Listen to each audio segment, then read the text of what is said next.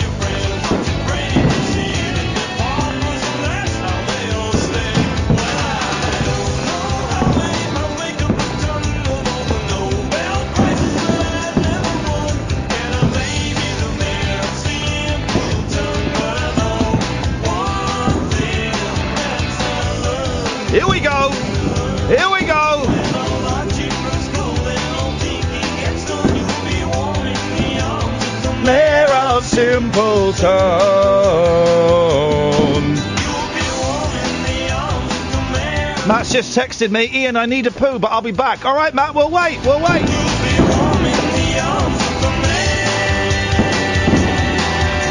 for Matt.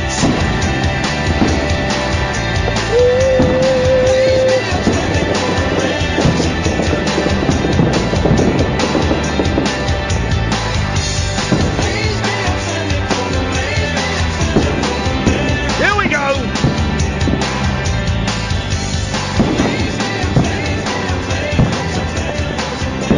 XTC. Sounds like warfare. It's fireworks. It's fireworks.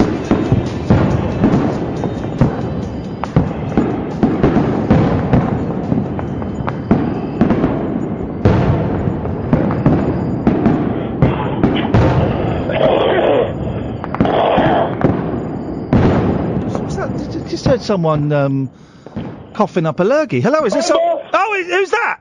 It's Alan. Alan, is that Alan Caddick? The one and only. What the hell are you doing here? I was watching Enter the Dragon, and I thought I'd call in. Don't think, feel. It is like a finger pointing away to the moon. Don't concentrate on the finger, or you will miss all the heavenly glory.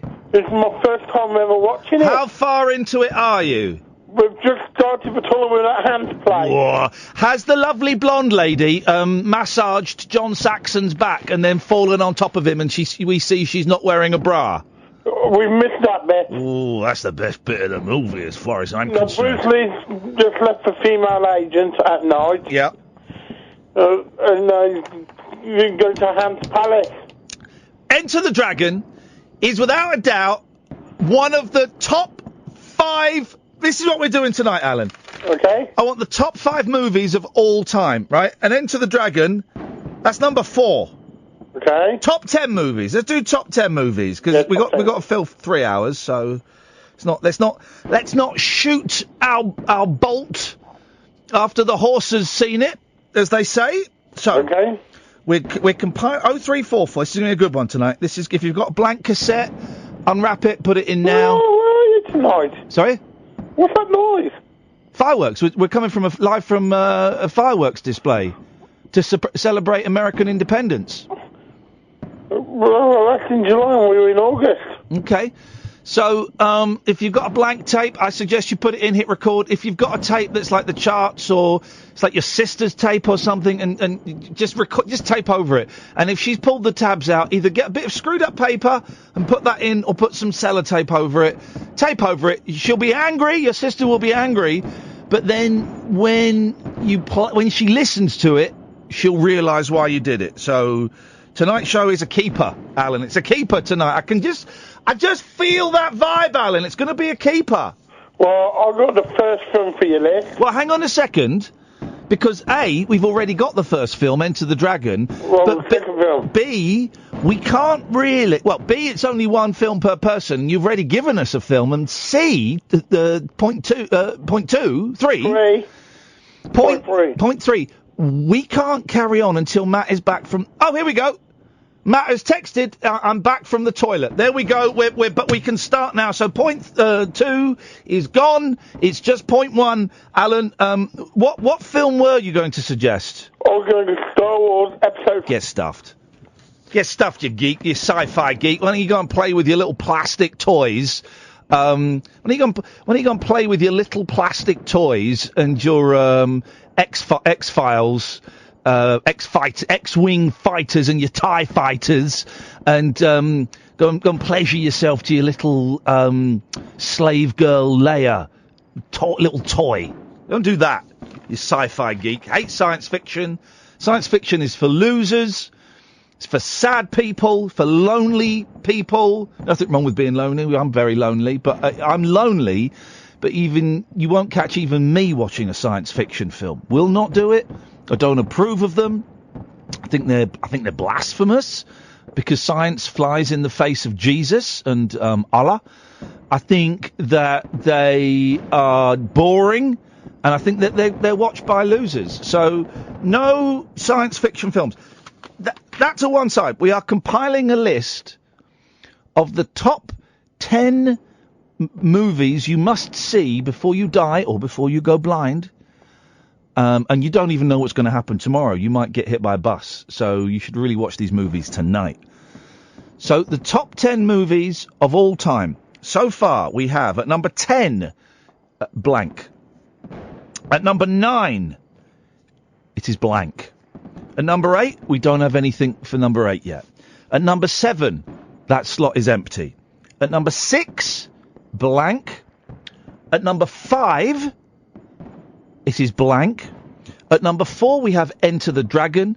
And number 3, number 2, and number 1, they are all blank. So there really is everything to play for. 0344. Oh, we're talking about Brexit as well and Boris Johnson. Tonight's phone-in poll is, should Boris Johnson be forced to live inside a letterbox for a month? And you can text your answers. That's actually quite a good thing. We'll do that as a topic. I'm upgrading that from text vote to phone-in topic. Should Boris Johnson be forced to live in a what we used to call in the old days a pillar box, not pillow box. That's something different. Should he be forced to live in a pillar box for a month and really see what it's like? Oh, well, that's now the phone-in. 0344 499 1000, as well as the top 10 must-see movies before you die of all time. Tony's called in. We just don't know what Tony's called in about. I'm going to ask him and find out. Tony, what have you called in about? Shawshank Redemption. What about it? That's a film you should see before you die. That's the incorrect answer. Why? It's boring. What? That's one of the best films ever. No, it's not. When was the last time you watched it? I think I watched it about 8 times, maybe a couple of years ago. You watched it 8 times? What way would you not like it? 8 times 2 years ago? I spoke to over a period of time. Okay. I've spoke to many people who've agreed that. What do you not like about it? Well, you speak. This is because you live in an echo chamber. I live in. No, I've turned the radio down now. No, you live in an echo chamber. That's why.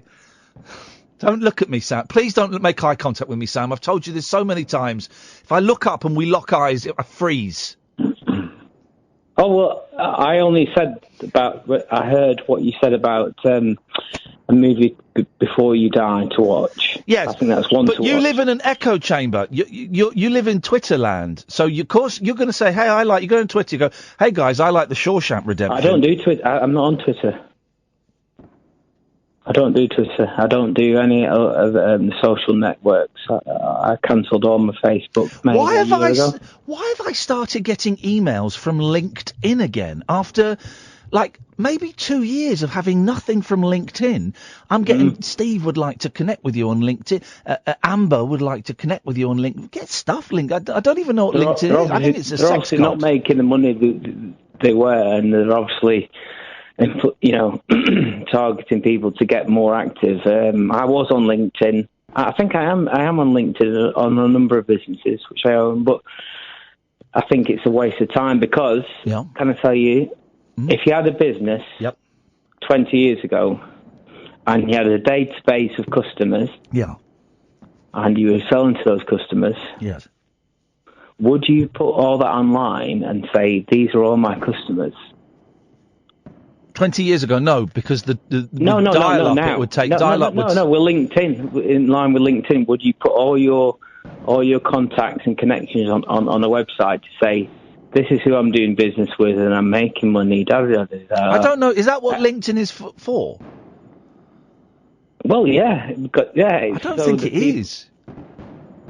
Well, when I was involved with the music and TV industry, all right, mate. So I've been involved. I still am involved with both those industries. I was on Good Morning Britain this morning dancing with Andy Peters. Oh, I like Andy Peters. I like Andy Peters. I had a little dance with him on Good Morning Britain going into the break. Did you? I'll have to watch it. Are you on tomorrow? I'll watch it if you are. I'm on Good Morning Britain tomorrow. 4 times. They want me to sit in on a discussion about whether it's okay to kill wasps or not. That's a true story. I got an email today saying, would you mind sticking around for the discussion just after 8 about whether it's okay to kill wasps or not? And I replied, I hate wasps. So I put my cards on the table. Everyone who is... Yeah, but you're always honest, Ian. That's a good thing. Hang on a minute. Waterstones in Uxbridge is saying the Shawshank Redemption is a top 10 movie. You're wrong. Delete your account. Well, actually, I know who runs that Waterstones Uxbridge account. His name is Lance. That's his real name is Lance. And he shouldn't be using Waterstones. Should be neutral. They should be movie neutral. They shouldn't be tweeting about movies. They should be tweeting about books. So exactly. You delete that account. You delete that tweet, Lance. Otherwise, you'll be suspended. And then an anonymous coward has texted in Shawshank Redemption without a doubt. It's on ITV2 literally every week. Here's the thing. I watched it. No, it's not. I don't think it's. I've never seen it on every week. Well, I don't watch much TV. But it's a good movie. It's not going on the... It's not as good as you think it is. He's built a hole behind Marilyn Monroe.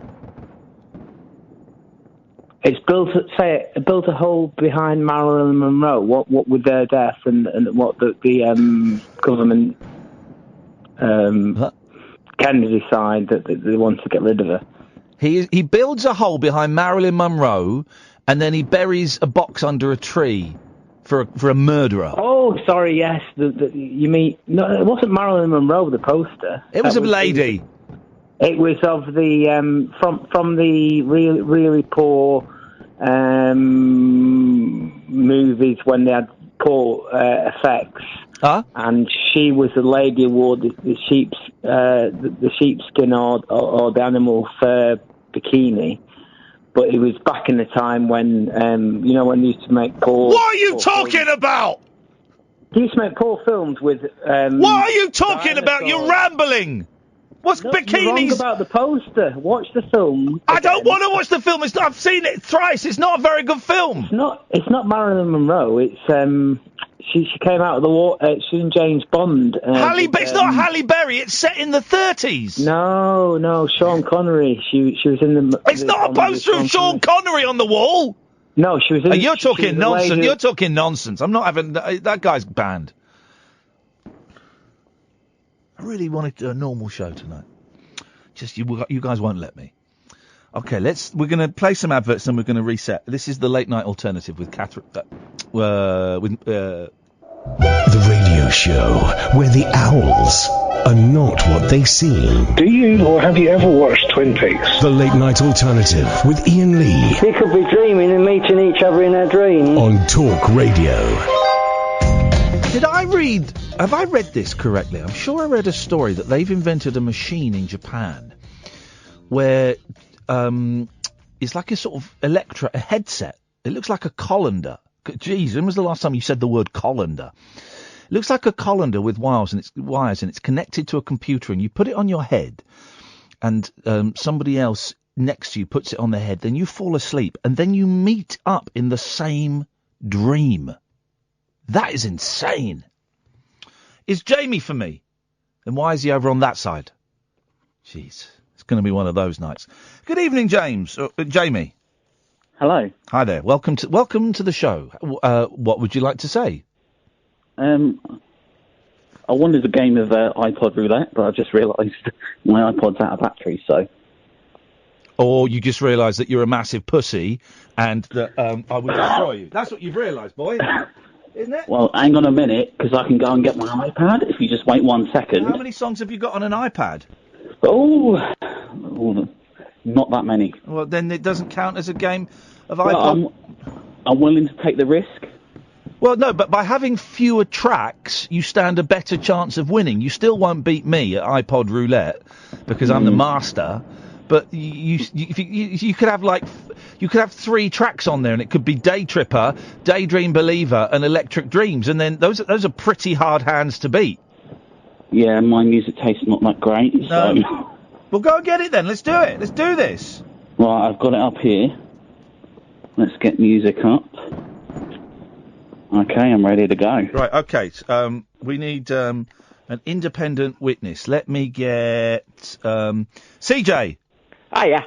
Why did you do a picture of fire coming out of my arse today using Good Morning Britain images that you've broken the copyright on? Well, I thought the fire could come out your fist, but I thought, no, put it out his arse. You've broken copyright and you've libelled my anus. So you expect to hear from ITV's lawyers and my lawyers. Well, I am ready for them. Okay, right. Come at me. Okay, well, but before I drag you through the courts at great expense to yourself... Absolutely. We're going to play iPod roulette. You're going to be the judge, okay? Yep. So the way it works is Jamie and I will set our music MP3 players to shuffle. So songs will come up randomly. You have to play the song that comes up. You've got it's one pass. You got one pass, and we have to see who's got the best song. Jamie, why don't you go first, mate? Oh, okay, right. Don't say you're the one that wanted to do this. I know, but this is going to be interesting. 1 point to Ian already. Thank you. Okay, here we go. Here we go. We've lied.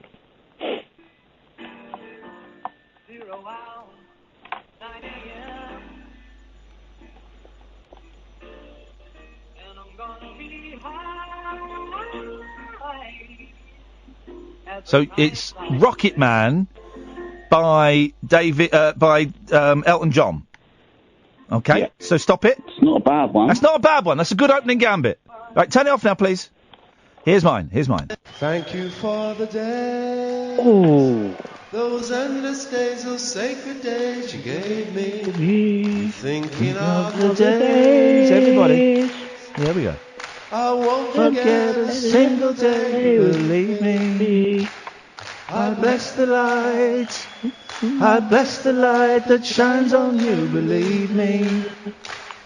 And though you're gone. So it's Days live from the To the Bone CD, or studio version of Leaving on a Jet Plane by Elton John. CJ, it's over to you, mate. Who gets that round? It's really simple, that one. It's got to be you, Ian. Thank you very much indeed. We go on. Oh, come on. It's got to be. That was great. Why? Hang on. Why are you saying come on? What's your problem? Yours was absolute pony. Excuse me? We were all singing that, so therefore it wasn't. Exactly. We go on to round two. We've still got our passes left. Here we go. Completely random. Here we go. I want to be your lover, baby. I want to be your man. I'm going to be your lover, baby. I want to be your man. Love you like no other. It's the Beatles. I want to be your man, taken from live at the BBC. Again, CJ, I noticed you were singing along there. That's got to be a good sign. Oh, yes. Jamie, let's hear yours. Okay, right, here we go. Okay. You turn it up a little bit. There we go.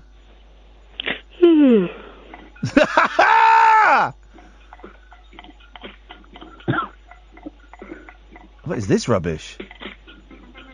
It's Hot Chip. Was this the theme tune to Knight Rider or something? Yeah. Theme tune to Shite Rider by the sound of it. Oh, no, minus point there, you can't swear. Sorry. Right, okay. Sorry, Ref. Is that it? What was that song? That's it. What was that? It's Over and Over by Hot Chip. Ooh. CJ? Difficult one, this. Go on. Very difficult. Call it as you see it, mate. Call it as you see it. I'm gonna have it. I'm happy to take this to the wire. This is definitely for you, Ian, because that was poppins. So I won. Yes, you did. Bye, Jamie. Thanks for calling. Loser. What an idiot. Enjoyed that. CJ, I enjoyed that as well. Just to show you what my next one was going to be.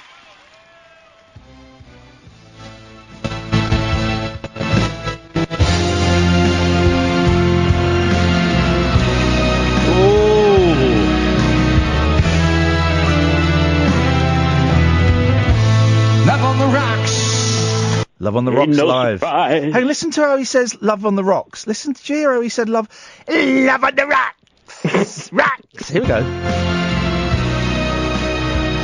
Love on the Rocks.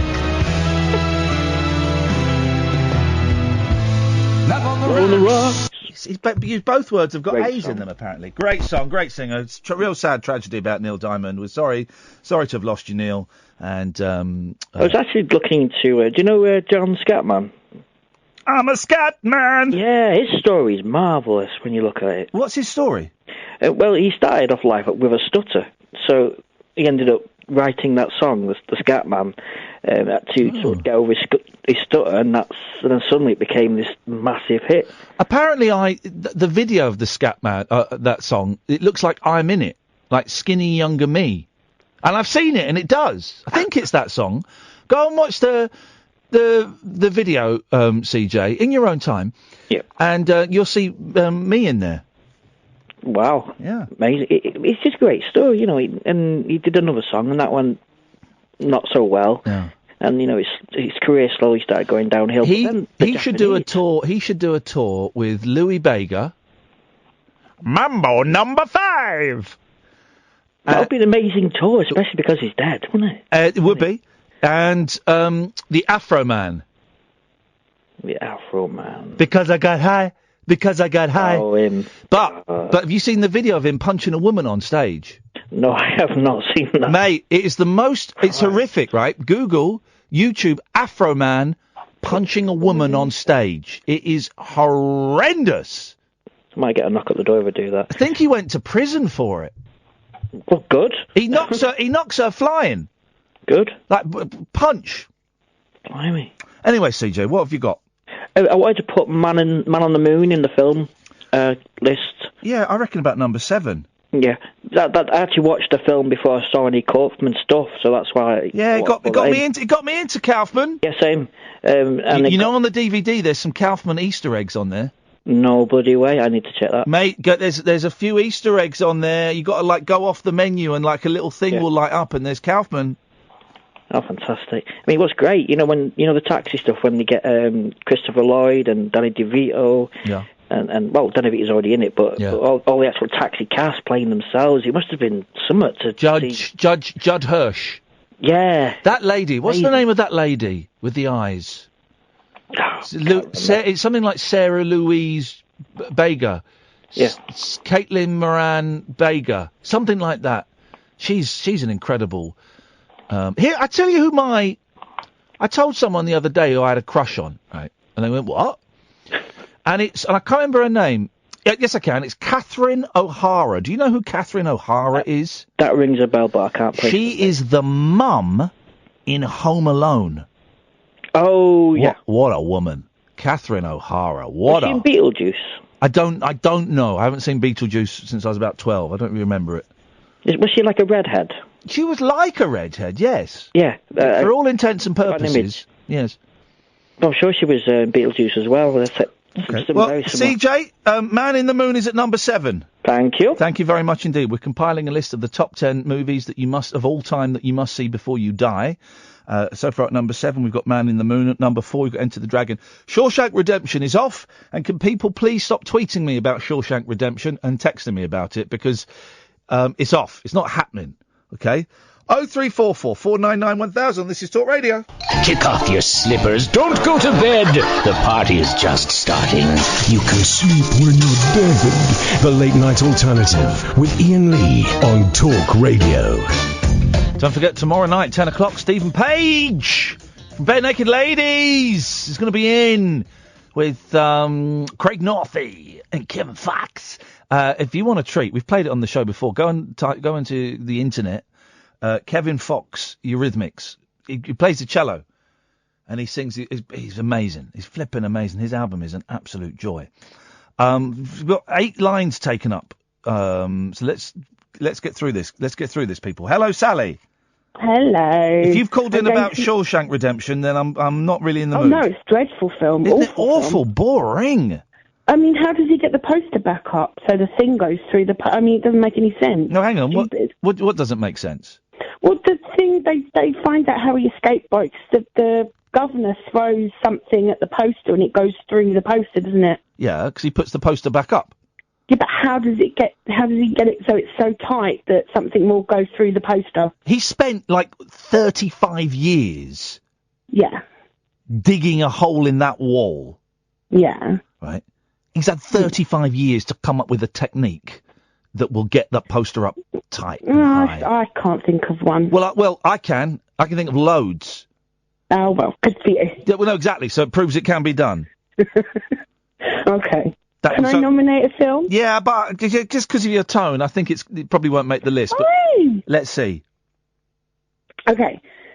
It's not my favourite film. I don't think so. Go on. I don't think so. Nah, I don't think it's going to make it. Nah.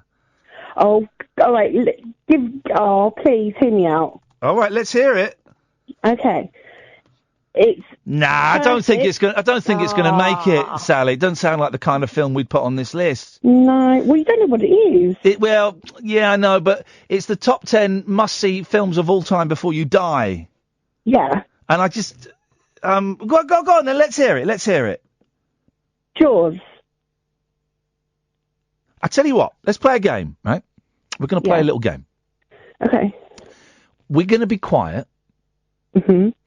And if we don't hear a smoke detector, Jaws goes on the list. Okay. And if we do hear a smoke detector, Jaws doesn't go on the list. Okay. Now go and stand where the smoke detector is. We can hear it throughout the house. So. Okay. Well, open the door. I'm in the living room. Open the door. And that's where I'm always when I phone. So. Okay. Well, open the door. The door's open. Well, I want to hear you shut the door, so I know that the door was open. Hold on. Right. Okay. Now, you sounds like you just shut yourself in a cupboard. No, I've just opened the door now. Open it. I've opened it already. Okay, we've got 60 seconds where we're going to be silent, listening for your smoke alarm. If we don't hear it, it means Jaws is on the list, and if we do hear it, Jaws is off the list. Are you ready? Yeah. Time that's fine. starts now.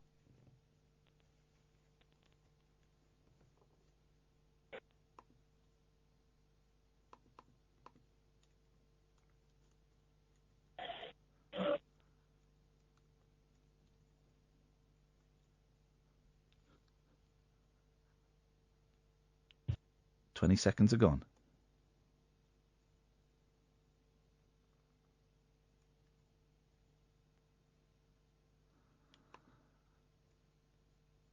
"30 seconds are gone. I think we know where this is going. 40 seconds are gone. 20 seconds to go.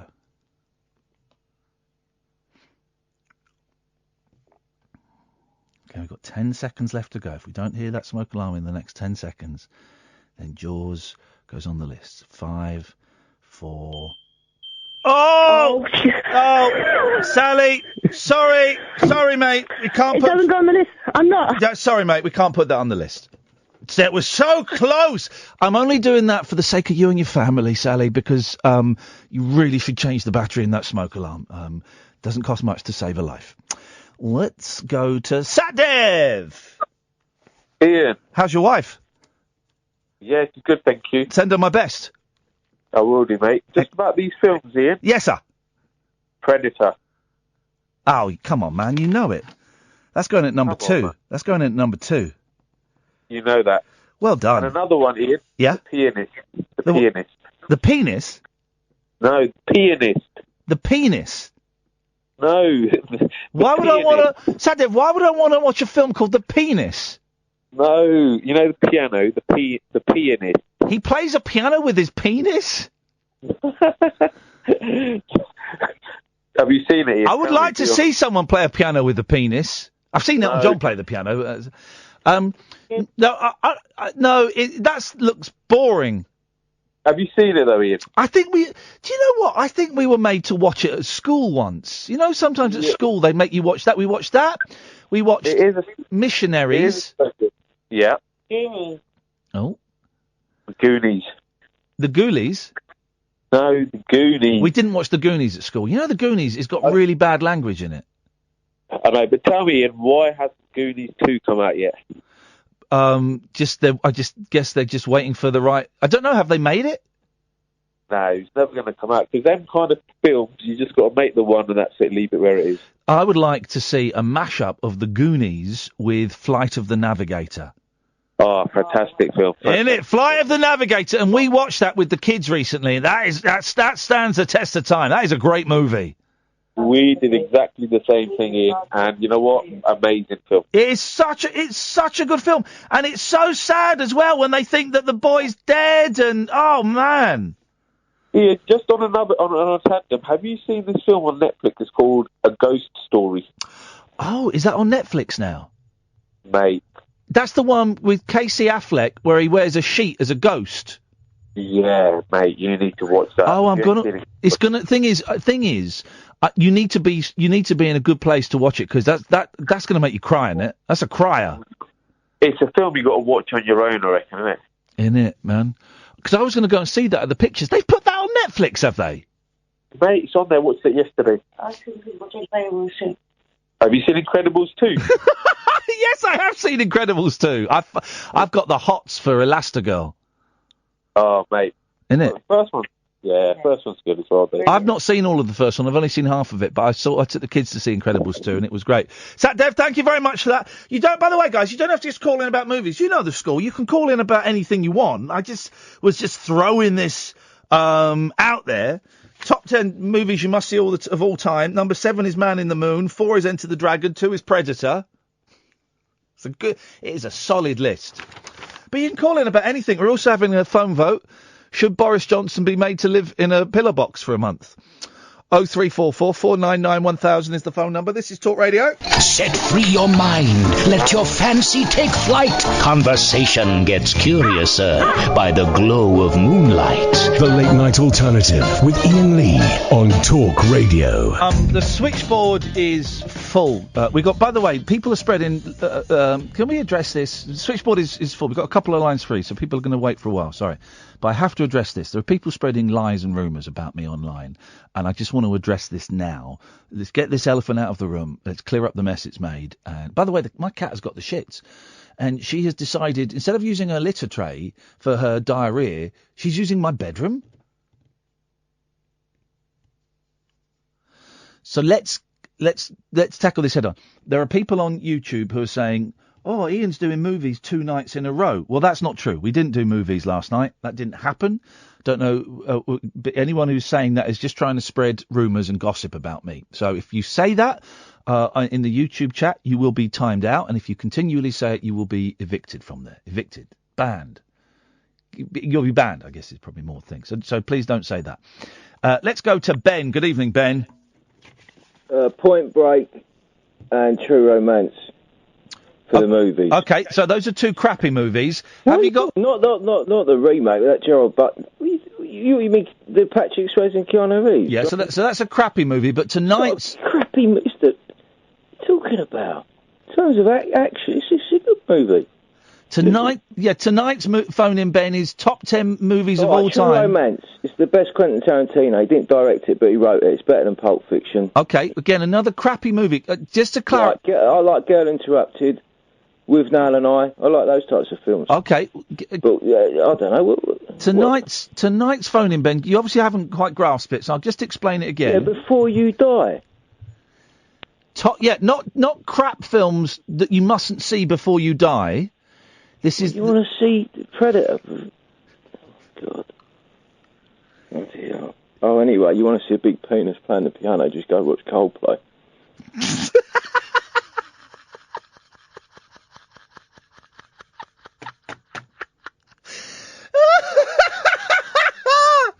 Just to clarify, tonight's phone-in is top 10 movies of all time you must see before you die of all time, okay? So that's the phone-in. Let's go to Stephen. Good evening, Stephen. Hi, Ian. Hello, Stephen. Welcome. Welcome to Talk Radio, home of Julia Hartley Brewer's Full Set Breakfast. Thank you. Well, it's been a while. I haven't rung you before, but it's been a while. Yeah, I know we've been worried about you.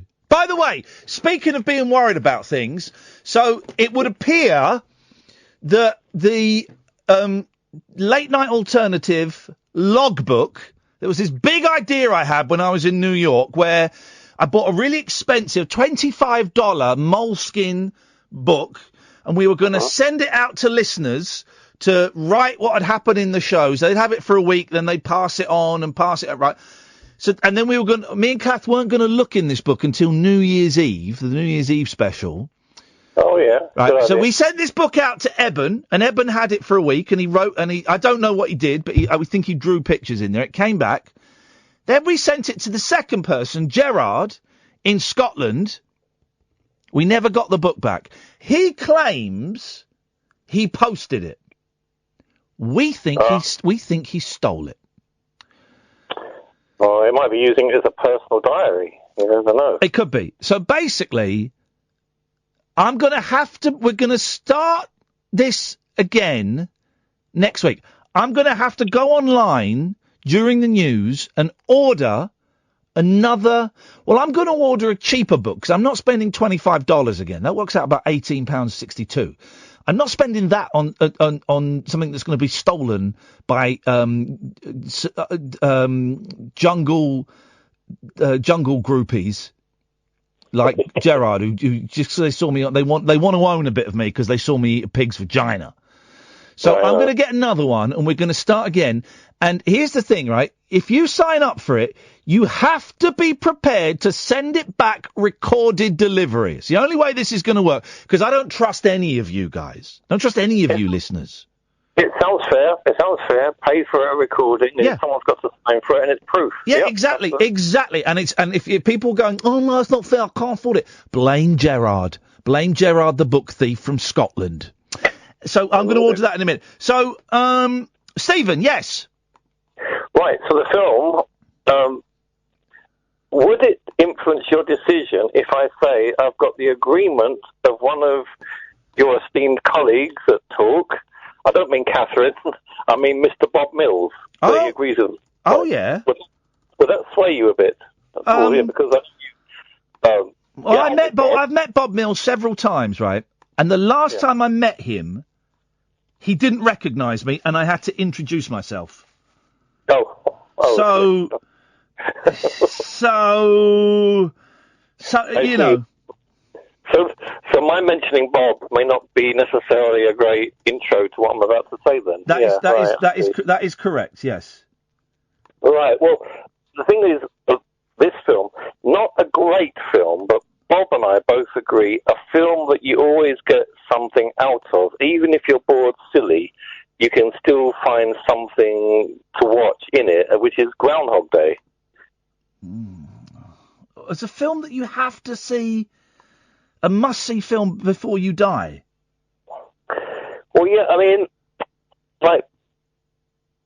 Bob said, I'm not going to keep on about Bob, but Bob... If you like Bob so much, why don't you go and marry him? Go marry Bob Mills. If you're so in love with him, why don't you go and give him a big kiss, get on your one knee, open your ring box and say, Bob, will you marry me? Why are you going to do that? No, I do get on with his daughter quite well, actually, but anyway... Well, marry her!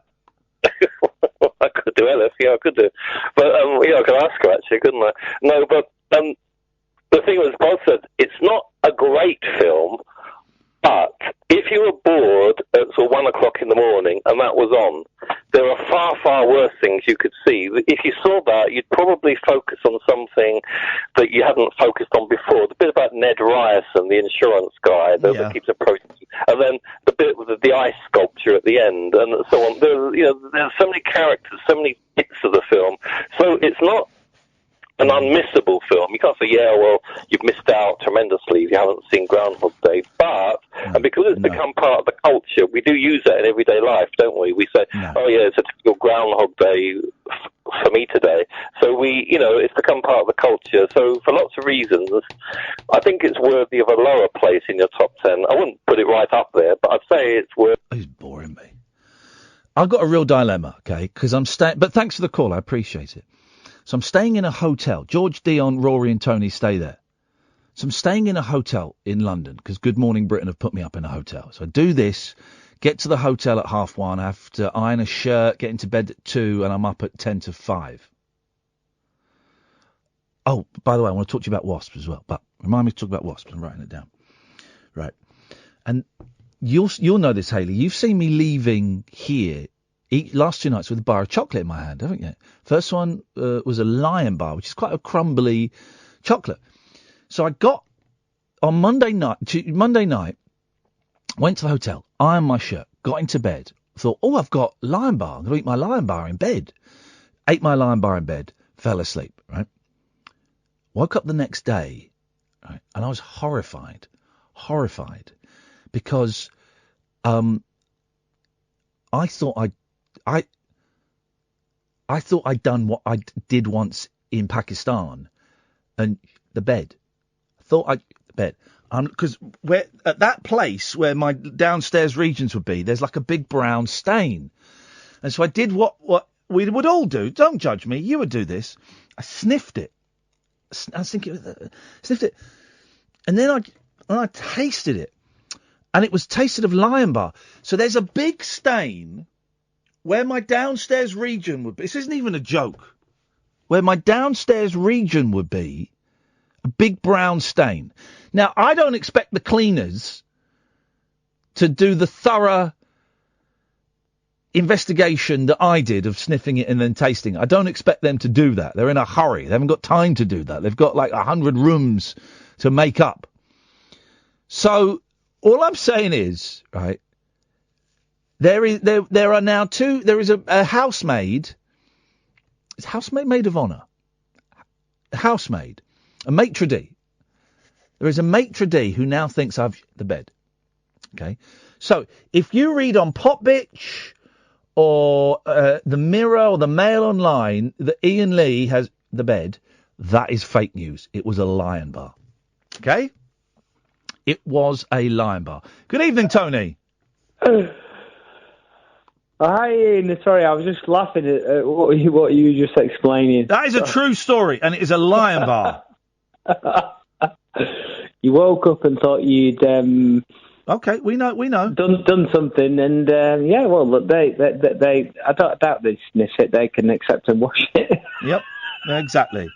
Right, what have you called in for?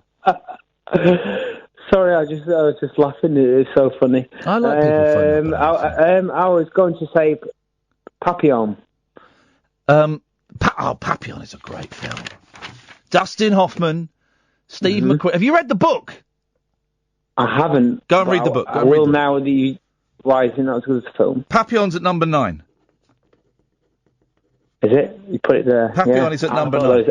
I think that's one. One of the first DVDs I ever bought.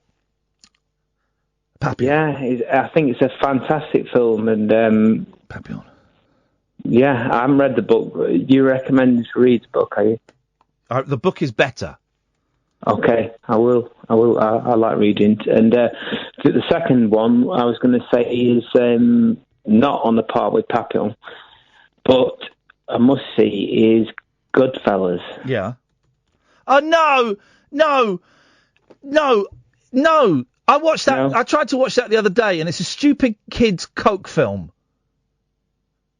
Do you think? Oh, I got 15 minutes into it, and I thought, this is nowhere near as good as I remember it. It's stupid. It's trying to be clever and trying to be cool, and I don't like that man because of his eyes and all of the cocaine, and it's fast cut and no. Tony, were you on earlier? Yeah. No double bubble. No double bubble. What is this? The Double Bubble Show? It was a Lion Bar. Now I've got people tweeting me going, "You shit the bed." No, I didn't. It was a Lion Bar. It was actually a Lion Bar. Flipping heck, man. Rory, tell us a story. Hi, Ian. Hi there. Yeah, I had that problem once, but this is awful. I did that when I was a teenager. What was that? And felt something and thought it was. But this is really weird, right? Yeah. I never told anyone this before. When you're a teenager and you're going through body stuff, and I thought, even though I'm a boy, I thought I had my period. But noon, you're just waking up in the morning. So there you go. But it wasn't, obviously. I'd actually shit the bed. Well, hang on a minute. You woke up and thought you'd had a period, but you'd shit the bed. Yeah. But I obviously didn't have a period because I was just waking up. That is everything is wrong with that story. I know. It's strange. Do you know what? Isn't it? I came in tonight and I've got a load of news stories, and I thought, do you know what? Tonight, because Kath is gone, and we know that Murdoch and Rebecca Brooks listen to this station, and they are looking to separate the wheat from the chaff.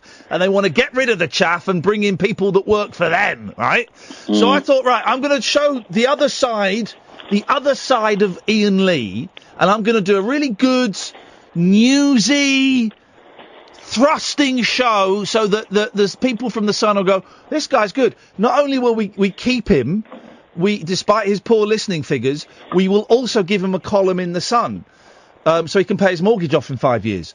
And instead, you've got me talking about men thinking they're having a period when really they're in the bed?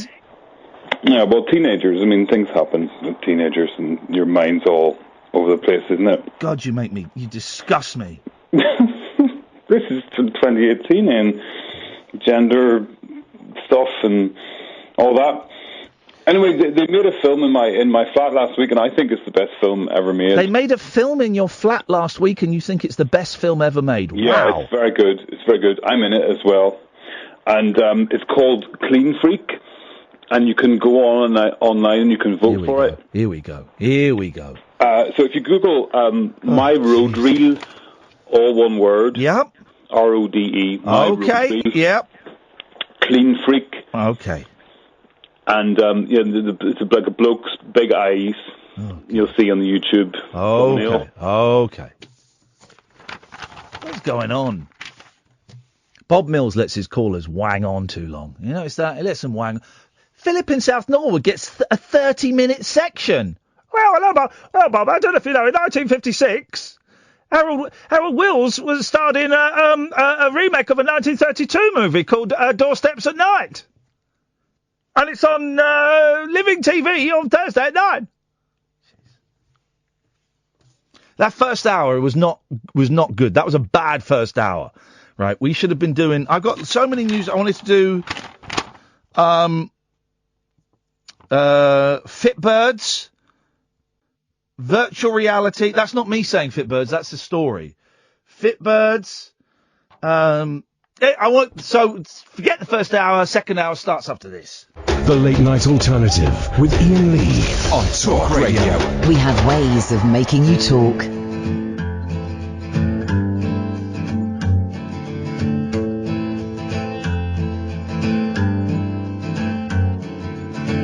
Dear God, hope you got the letter and I pray you can make it better down here. I don't mean a big reduction in the price of beer, but all the people that you made in your image, see them starving on their feet, because they don't get enough to eat from God. Can't believe in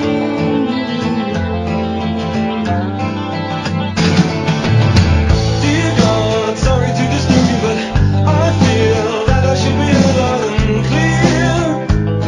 We all need a big reduction in amount of tears. All the people that you made in your image sit and fighting in the street, 'cause they can't make opinions meet about God. I can't believe in you.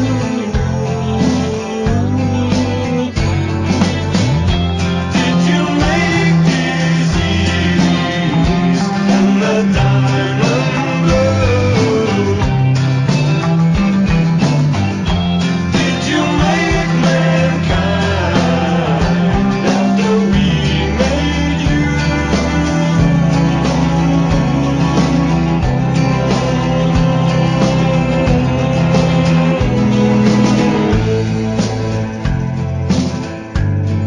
And the devil too.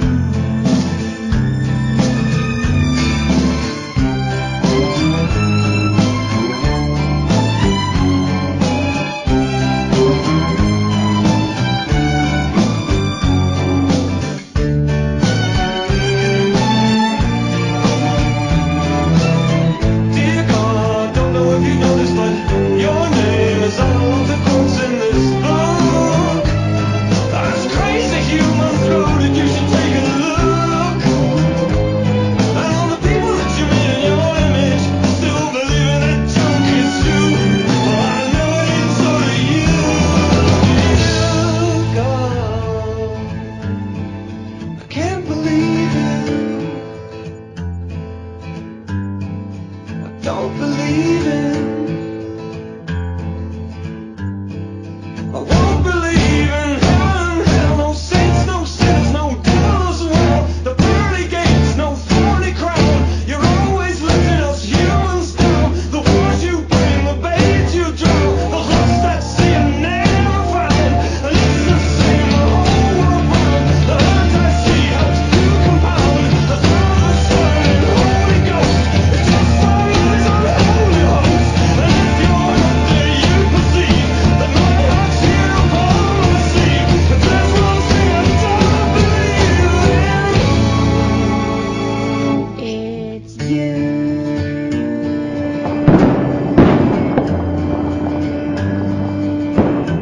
Dear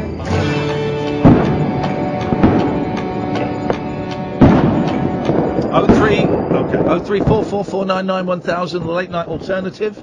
Should Boris Johnson be forced to live in a pillar box for a month after his comments about the burqa? That's how it's pronounced, guys. That's how it's pronounced. You're going to pronounce it. Pronounce it properly. Also, top 10 films that you must see of all time before you die. Number 10 is blank. Number 9 is Papillon. Number 8 is blank. Number 7 is Man in the Moon. Number 6 is blank. Number 5 is blank. Number 4 is Enter the Dragon, etc., etc. We need Eben to call in. If you're listening, if anyone has access to Eben, he needs to call in. He was the guy that first had the logbook. He's going to be the guy that first gets the logbook again. So the logbook is coming here on Friday. I've just ordered it from Amazon.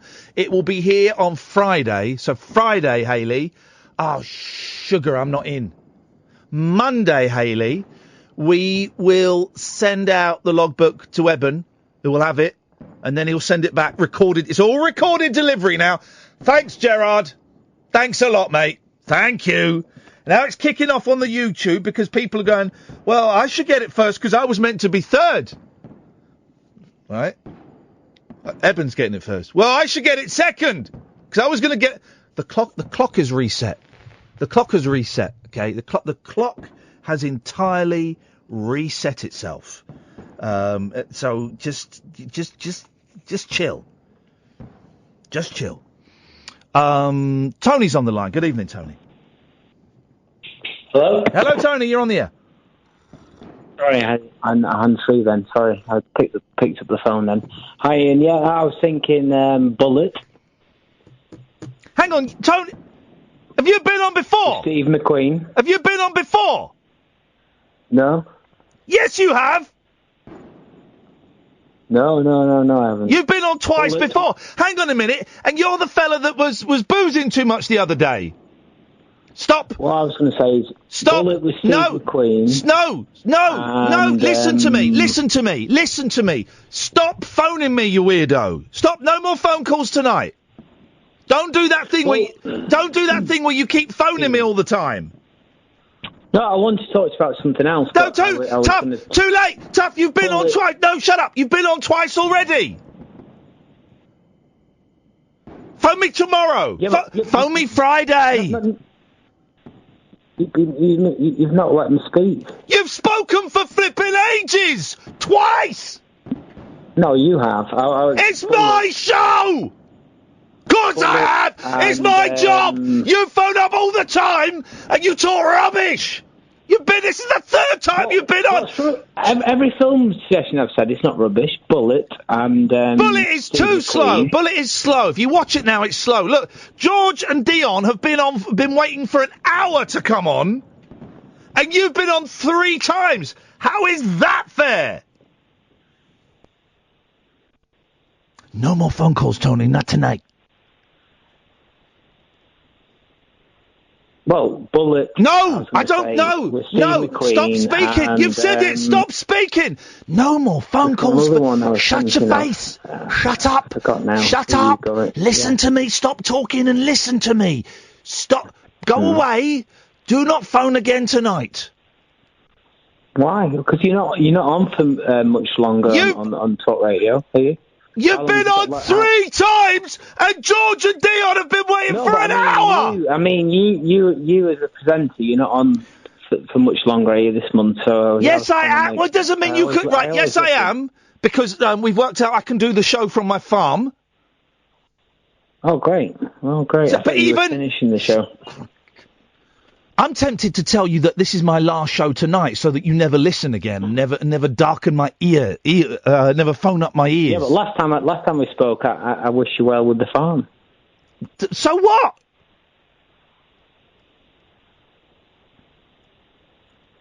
Well, I was just trying to be nice on that occasion, so yeah. Okay, well, it's been great talking to you, Tony. Don't phone again tonight, will you?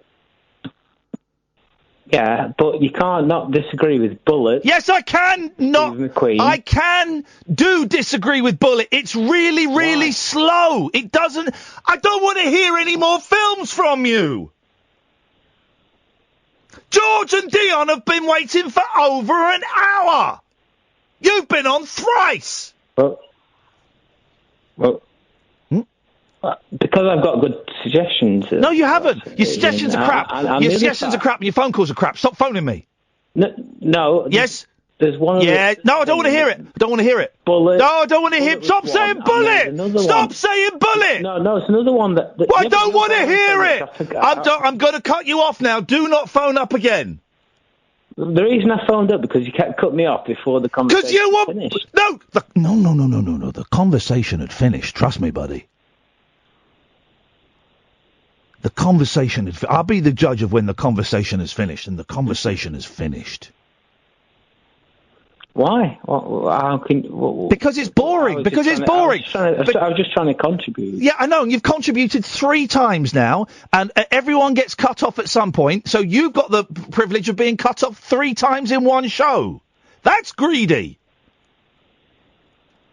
Well, but Bullet was Stop one. saying Bullet! Will you stop saying Bullet? It's a really good suggestion. No, it's not. You've said Bullet 5 times. No, but there's another one I was trying... I don't care! Let's go to Dion. Good evening, Dion. Thanks for the call, though, Tony. Appreciate it. Good evening, Dion. Oh, hello, mate. Hello, Dion. Sorry about that, buddy. It's okay, don't matter. I'm just doing my dinner. Yeah, I cannot listen to LBC or BBC Radio London. Yeah, don't, because they're crappy stations. I know, that's why I tuned into you at 10 o'clock. Good boy, good boy. Because I want a bit of fun. I don't want to be listening to news all the time. So anyway... yes, man. Yeah. Yes, by the way, can I just stop for a second? Catherine, could you stop DMing me on Twitter? Catherine Boyle I'm speaking to. Could you stop DMing me on Twitter? You're not here this week. You're not here next week. You're not producing. Hayley's producing. And she's doing a bloody good job, actually. She's doing a bloody good job. So could you stop producing me via DMs? Otherwise I'll report you for harassment on Twitter. Thank you. Sorry, Dion, away you go. It's okay, mate. You're on about a film and that. I didn't know when I turned on you were talking about it. I would say Beetlejuice, but I love the song. The song Beetlejuice? Deal. You know, where they all start dancing and round a table and that. Is Harry Belafonte in it? Done the song. Deal. And me wanna come home. I just love that song. It's brilliant, and I did enjoy the film. I watched it with my kids and that. I don't really remember it. I remember it being on ITV once, and there were too many adverts. Yeah, that's the thing. It ruins it. Yeah, too many adverts.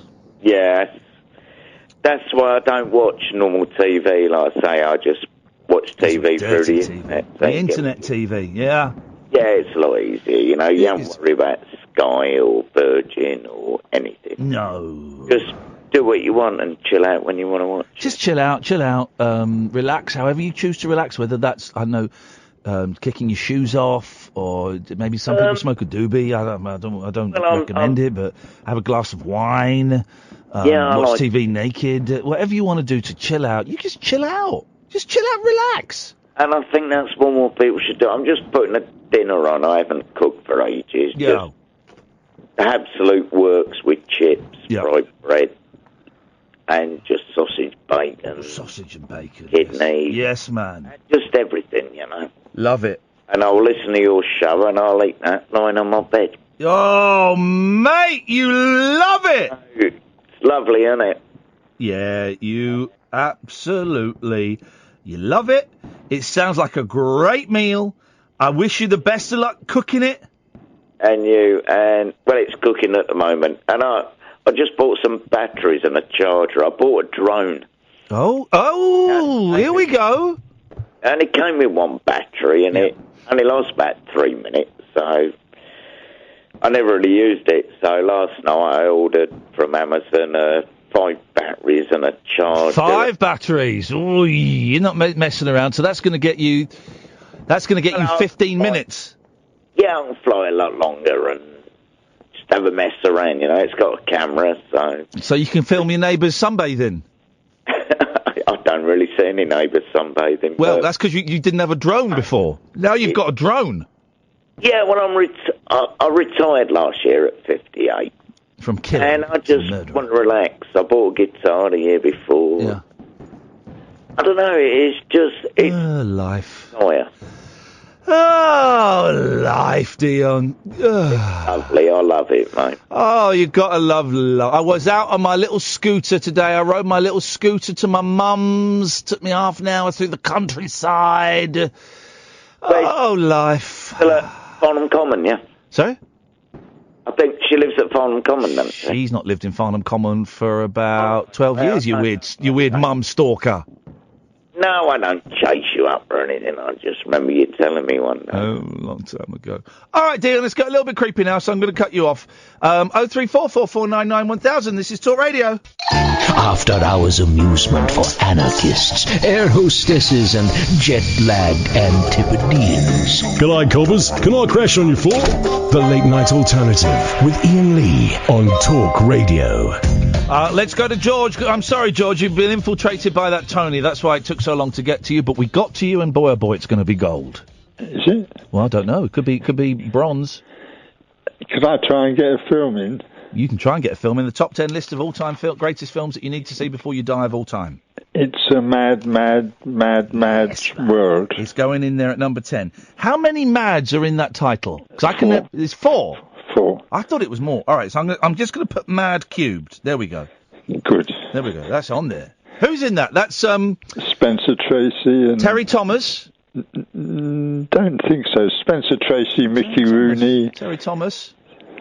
Terry Thomas, was he in it? I think Terry Thomas was. The Three Stooges are in it, aren't they? You know, I can't remember. Mad. I can remember enjoying it, but I can't remember the details. Right. Well, we're gonna find this out. Right. Spencer Tracy, Milton Berle. Oh, here we go. Sid Caesar, Buddy Hackett, Ethel Merman, Mickey Rooney, Terry Thomas. Oh, well remembered. Terry Thomas. I'm sure the Three Stooges have like a cameo in it as well, but old Stooges. Buster Keaton's in it. The Three Stooges as the fireman. Jimmy Durante. Do you know what? I might watch that at the weekend. I've not seen that for years. Really feel good film. Yes. How's your plans for Seance going? It's going very, very well. I've now got the house that we're going to have the seance in. And that was the big step. I now need to get some chairs, some night vision cameras, but someone has sent me a lovely email about some professional night vision gear he can lend me, and I need a Ouija board. Yeah. Once I've got those things, we're having a seance live on my YouTube channel, youtube.com/Iain Lee. Maybe Peter Cook will come through. Oh, wouldn't that be something? I tell you what, because as I'm unpacking, I found those children's Skittles that you gave me that Peter Cook bought in Egypt. So maybe if we put them in a prominent position when we have the seance, either he'll come back to get them or the Egyptian market man will come back to get them. Someone's coming back to get them Skittles. Maybe John Lennon will come through. Anything could happen. Anything could happen. Or maybe nobody will come through because it's all a load of old bullshine. But we'll see. No, it's not. It's not something really to play with, Ian. You could find your house haunted afterwards. Could be. I'd love that. I'd love to live in a haunted house. I don't think so. I think so. I don't think so. It was almost exactly this time, 42 years ago, that I was involved in my first séance, and supposedly a friend of mine who had died a few years earlier came through, and that was the beginning of sort of 5 months of connections with something out there, or some things out there, some intelligences out there, but it's really not something to play with. We won't be playing. We're going to do it very seriously. It's a team of very serious people coming round. How many of you? There's going to be about 5 or 6 of us. There'll be a few beers. We'll play some PlayStation before. We'll get a nice little vibe going, a nice little party vibe going, and then we'll get the Ouija board out and we'll have a séance. Should be a laugh, but we're taking it very seriously. You should take it seriously. Oh, yeah. We'll have a laugh, but yeah, it'll be a serious laugh. We'll have a serious laugh. You ever tried it before? Yeah, I tried it when I was 15. And what happened? Not a lot. Nothing happened. Nothing happened? No. Okay.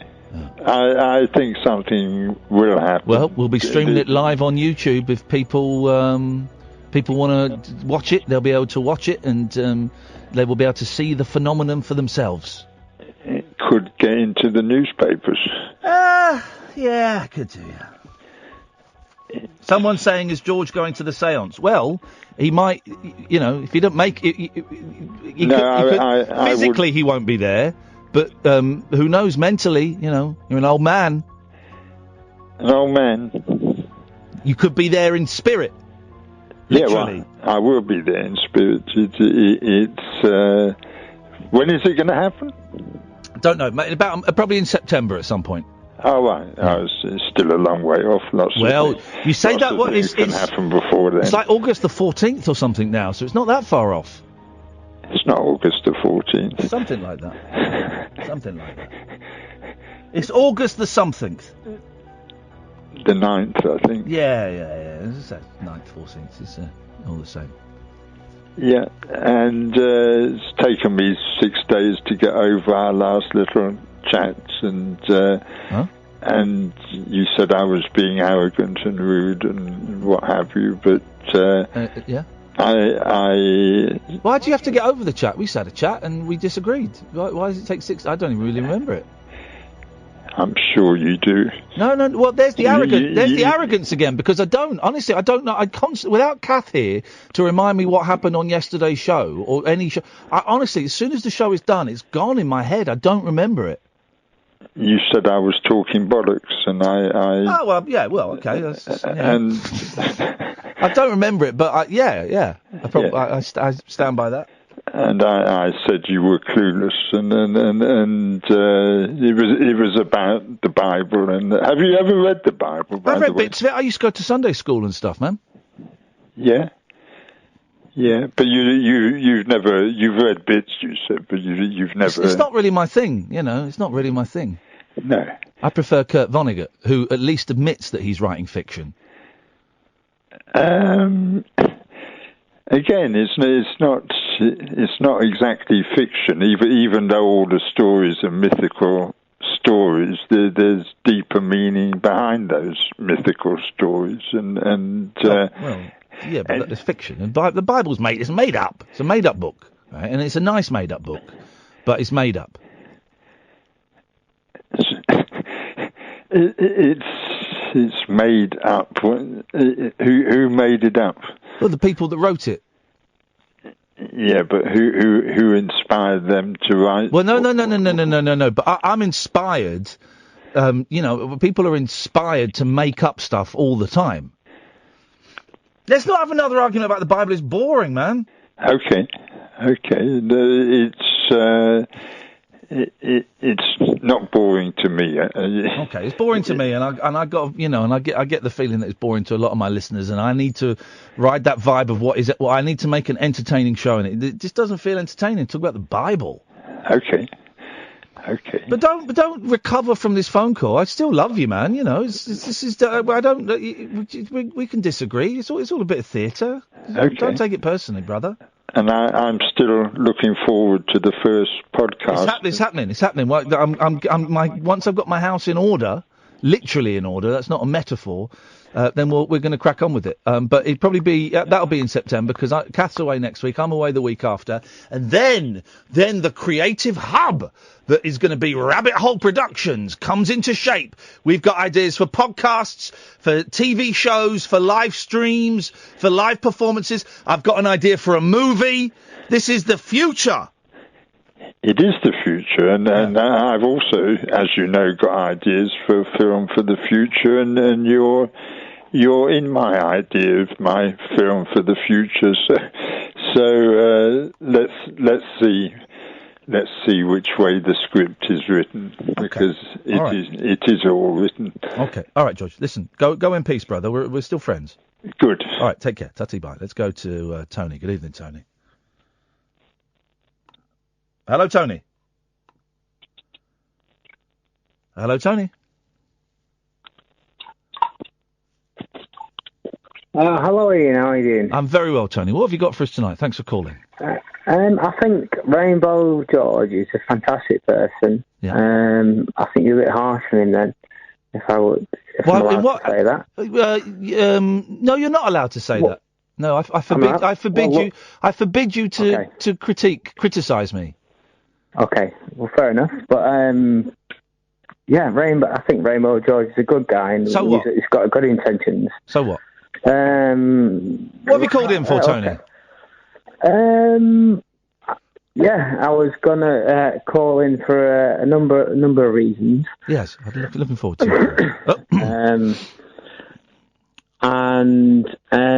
Let's just get to them then. Let's stop talking and get to them. Well, it's just put me off listening to Rainbow George because he's a nice guy, and I think you. I forbid you. I forbid you for. I forbid you for that. Okay. So let's get to the point of what you've called in for, Tony. It's great to talk to you. First time caller? Yeah. First time caller. Beautiful. We love our first time callers on this show. What have you got for us, Tony? I was thinking on the film. Well, it's put me off with listening to Rainbow George. Well, wait, why don't you get lost then? Let's go to Alex. Good evening, Alex. Oh, hello, mate. I'm alive, yeah. You're live, yes. Oh, shit, one sec. I've got my, All right, what's your language? That's a yellow card. Oh, shit, sorry. Oh, sorry. Sorry. Oh. Sorry. Okay, well, what have you...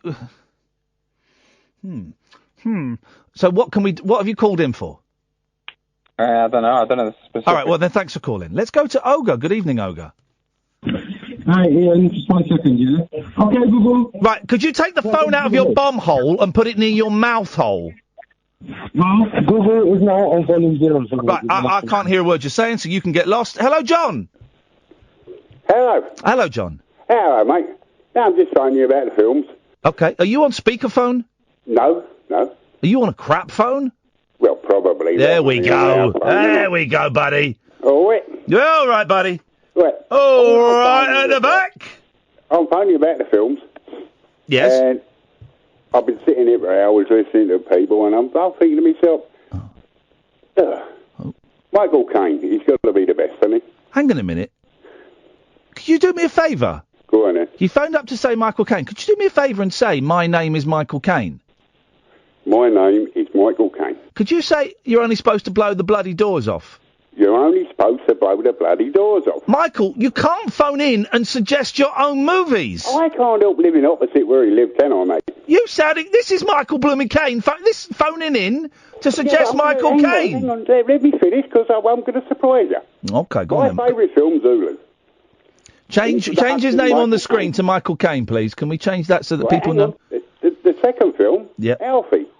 Right. I love that film because every time it comes on, my wife goes to bed because she can't stand the geezer. I like the film where... Didn't they make a film called The Swarm about killer bees? Yeah, something like that. That's a great film. That was a great B movie. That was a B movie. Hey! Magnificent. Michael's doing jokes. There's an E at the end of Caine. But, Michael's doing jokes about his own back catalogue. Indeed. Yeah, I mean, the man's terrific. And then there's Get Carter, of course, which is probably the best he ever made.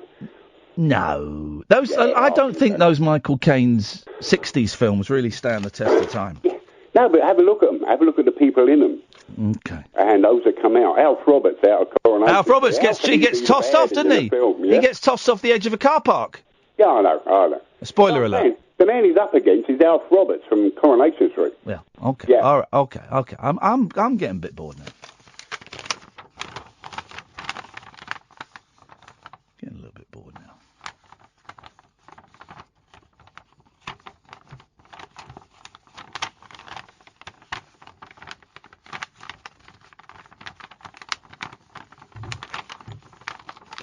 Yeah, I'm getting a little bit bored now.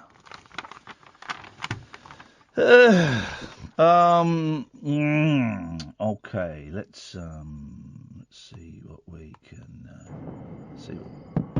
Fireworks are still going. Let's see what we got here. Here we go. Scientists reveal the 43 most common answers to explain why men struggle to find a girlfriend.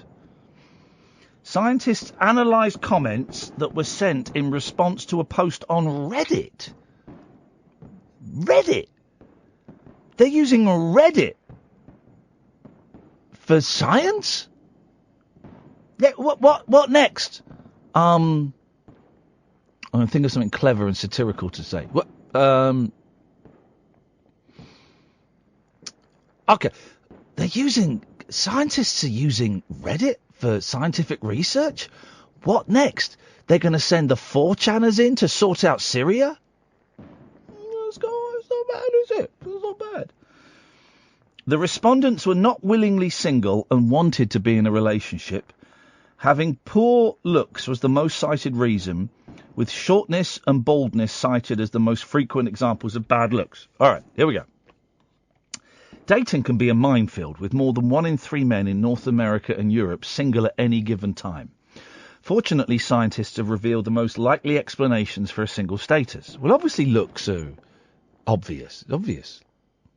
I said obvious 4 times. Researchers analysed thousands of comments posted in response to an anonymous question shared on Reddit in a bid to understand why singlehood is so widespread. The question simply read, "Guys, why are you single?" Thousands of Reddit users replied to the post, allowing scientists to pore over the responses to find the most common explanations. I'll come to you in a second, Andy. 0344 499 1000. Oh, and Chris as well. Scientists filtered the results to only include posts from people who are not willingly single and wanted to be in a relationship. Poor looks, being short, and baldness were the most frequent reasons put forward, followed by lack of confidence. Scientists, led by Menelaos Apostolou from the University of Nicosia in Cyprus, quizzed men on Reddit why they thought they were single. I know, we've said that like 5 times. So let's get the... where's the list? Here we go. Top 3 reasons men are still single. Okay. Number 43... other. Well, that doesn't count as a reason, so other. So that should be number 42. Number 42 is addictions. Number 41 is difficult to keep a relationship.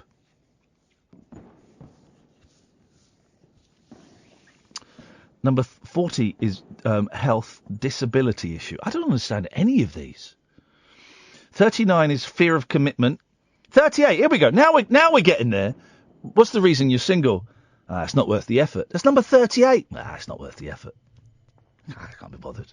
Fair play. It is a lot of effort. I can't bear the thought of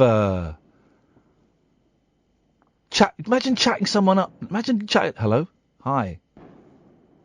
Would you like to go out for a dinner meal with me one day? Maybe we can go to the pictures and watch the Ant-Man and the Wasp. I can't be bothered with all that. I've seen the Ant-Man and the Wasp, so. 37. So 38 is it's not worth the effort. 37 is given up. They're the same thing. 36 is homosexual. These are the top 42 reasons you can't get a girlfriend. Number 36 is you're homosexual. It is get a girlfriend, isn't it? Yeah. 43 most common answers to explain why men struggle to find a girlfriend. Number 36 is you're homosexual. 35, attracted to the wrong women. Number 30 is a sexual issue. Tiny penis. Bored of that as well. Let's go to Andy. Good evening, Andy. Hiya, Ian. Hello, Andy. How are you? I'm all right, Andy. How are you? Oh, I'm pretty all right. You were talking about films earlier, weren't you? Yeah.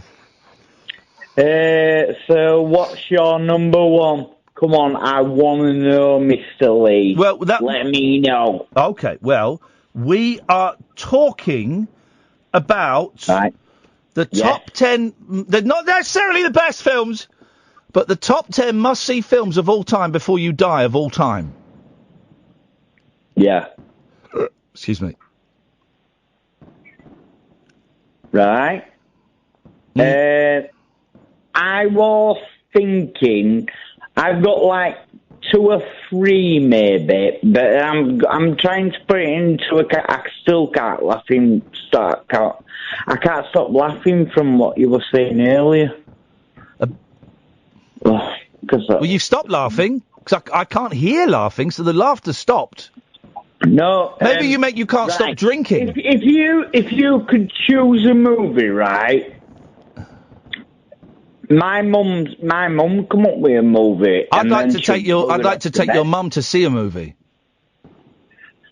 And I would do the popcorn trick on her. What popcorn trick? You don't know the popcorn trick? Have you heard the sausage trick? Well, I think we might be thinking of the same thing. You cut a hole in the bottom of the popcorn? Yeah. Yeah? Yeah. Oh. Oh my gosh. Popcorn? Popcock? I think your mum would like that. I don't think she would. Well, right. Listen, right, so what do you think to these 3 films? I bet I'm not going to like them. My mum says Gone with the Wind. Yeah, oh God, your mum is But old. I'm going with Leaving Las Vegas with Nicolas Cage. Someone's just tweeted, Jesus, this bloke makes Tony sound sober. Who? Huh? Who? Nicolas Cage wasn't in. Nicolas Cage wasn't. Shut up! Nicolas Cage wasn't in Gone with the Wind. No. That was my mum's choice. But your mum's a muppet. He's not in Gone with the Wind. I know he's in Leaving Las Vegas. Right. I don't know if he's leaving Las Vegas. I don't know where he lives. Oh. Let me speak to your mum. Let me with my head. Let me speak to your mum's head. She'll play mine. Let me speak to your mum, please, Andy. She's gone to bed. She's got work at 5 in the morning. Well, go and wake her up. I've got one more film for you. Oh, okay. Right. Listen, have you ever heard of the craze? What, like fidget spinners? Who? The craze for fidget spinners. No, the craze. The craze, bro. Oh, you mean, what, like, when Rubik's Cube was big? When there was a craze, everyone had a Rubik's Cube. Oh, my God. The craze for the Rubik's Cube. Do you mean that? Is that what you mean? No, I mean the craze. The Cray twins. Everybody knows the craze. Oh, well, the 2 girls from Fun Factory with Pat Sharp. Is that who they were? Is that them? They were good. Oh, this is funny. This is really funny. Anyway, me and my friend were watching it over there, right? And Fun Factory with Pat Sharp. What? Hello? The Fun Factory. Let's go to Andy. Good evening, Andy. You're on Talk Radio. Am I here?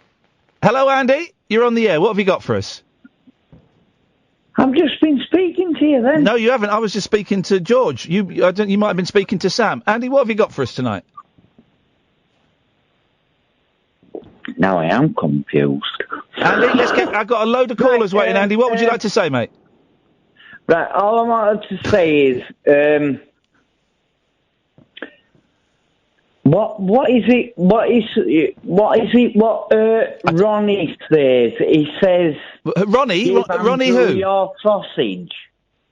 What is that? What are you talking about, Andy? I've got no idea, mate. Give Andrew your sausage. Sorry? Yeah, but I said it then. No, I thought What did you say? You've literally just come on air and started talking about sausages, mate. I've got no idea what you're talking about. Have you been drinking? No. Oh yeah, I've had a Nescafe Zero. Yeah, a cup of Nescafe with like a pint of wine. Oh my God! Are you going off on one again, Ian? Let's go to Andy. Andy's on the air. Good evening, Andy. You're on live on Talk Radio. What have you got for us tonight? Oh God, what have you got? I don't know. What have you got? You're on the air, Andy. What can we do for you tonight? Right, shall we name some more good movies? Well, you haven't named any yet. Yeah, I just did. Not to me, you didn't. I was just talking to Steve. Steve, you said Andy. Oh, will you stop doing this to me? I'm not doing anything, mate. I've just come back from an ad break and I've gone straight to you. Right, and I've told you about 3 good films. You haven't told me about anything. I've literally just this second gone to you. What would you like to say? Good night. Thanks very much for your call, Andy. It's appreciated. 0344 499 1000. This is Talk Radio. Dead of night discourse for disco queens, I'm related to Jedward and Dolly Parton. dairy farmers, and distant fathers. Yeah, whatever. The late night alternative with Iain Lee Doing lots of things that we don't know about, we can't control. on Talk Radio. Yes, great. Tony, can you stop phoning me, please? Sorry, Yeah, no, it's okay. Let's go to Ogre. Hi, Ian. Hello, Ogre. Yeah. Yep. I got cut off a couple of minutes ago, man. Okay. Yeah. Don't think you spoke to me. Well, it's good we're back on now anyway. Okay, well, I don't think you've been on. You've not spoken to me tonight, so it's good to speak to you for the first time. What can we do for you? Talking about films, right? I've got some... Right, after midnight, here we go. Right, this is what's happening, right? After midnight, we're stopped. We're not even going to mention films. I actually don't want to talk about films. Then don't talk about... Right, from now on, no more films, because I'm bored of films. I'm bored. It was a stupid idea. The films... Okay, can we talk about an important issue that's actually related to films then? So we're not talking about films, but we're talking about an important issue related to films. You've got me interested, if I'm honest. All right. Have you realised that some of London's, like, best cinemas, like the cult ones, have been turned into, like, restaurants and... No, I haven't noticed that. Well, I can actually give you 2 very good examples of that. Okay, well, but I go to some of London's best cinemas, and I go and watch films there. I don't go and eat meals. Which one is your favourite? I like the Picture House in Soho, Picture House Central in Soho. Okay. And I like any of the Everyman cinemas where you get a sofa and they bring you pizza and food while you're watching the film. Which are very good. They're very excellent. Highly recommend. I recommend them above and beyond anything. Have you been to the Riverside Studios in Hammersmith? I've done TV shows there. All right. Basically, right, a couple of years ago, the Riverside was like a proper cinema slash, what's it called, the place where they do plays as well. Yeah.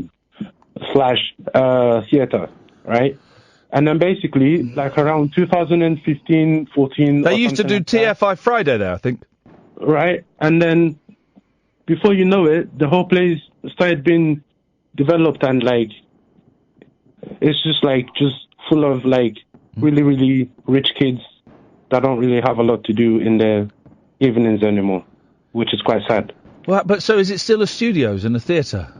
I haven't been there since they've redeveloped it. So you don't even know. So you don't even know. Hang on a minute. You're describing a place and you've not even been there. I kind of know because I went there once. You've not been and then there. I was like, oh man, the whole crowd has changed, and then I stopped.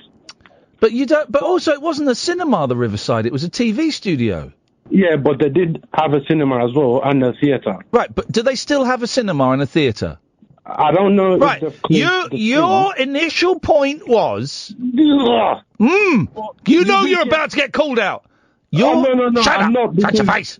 Shut it. I have a second one. Shut your face. You said, isn't it annoying that so many cinemas are being closed down and turned into fancy restaurants? I've got 2 examples. And in your first example, it's still a cinema.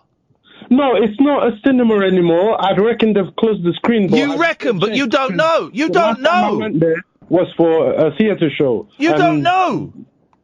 Okay, then. I don't know the specifics of that particular one. Then. So you're just making stuff up. I'm not really making stuff up. If you actually check this stuff... I'll check it. Right. Shall I check it for you? Riverside Studios, Arts and Media Centre with a cinema. So your first example is incorrect. Example number 2. Example number 2, the ICA at the mall which they've literally basically turned into a restaurant/cinema, which is annoying. Right. So hang on. So it's still a cinema.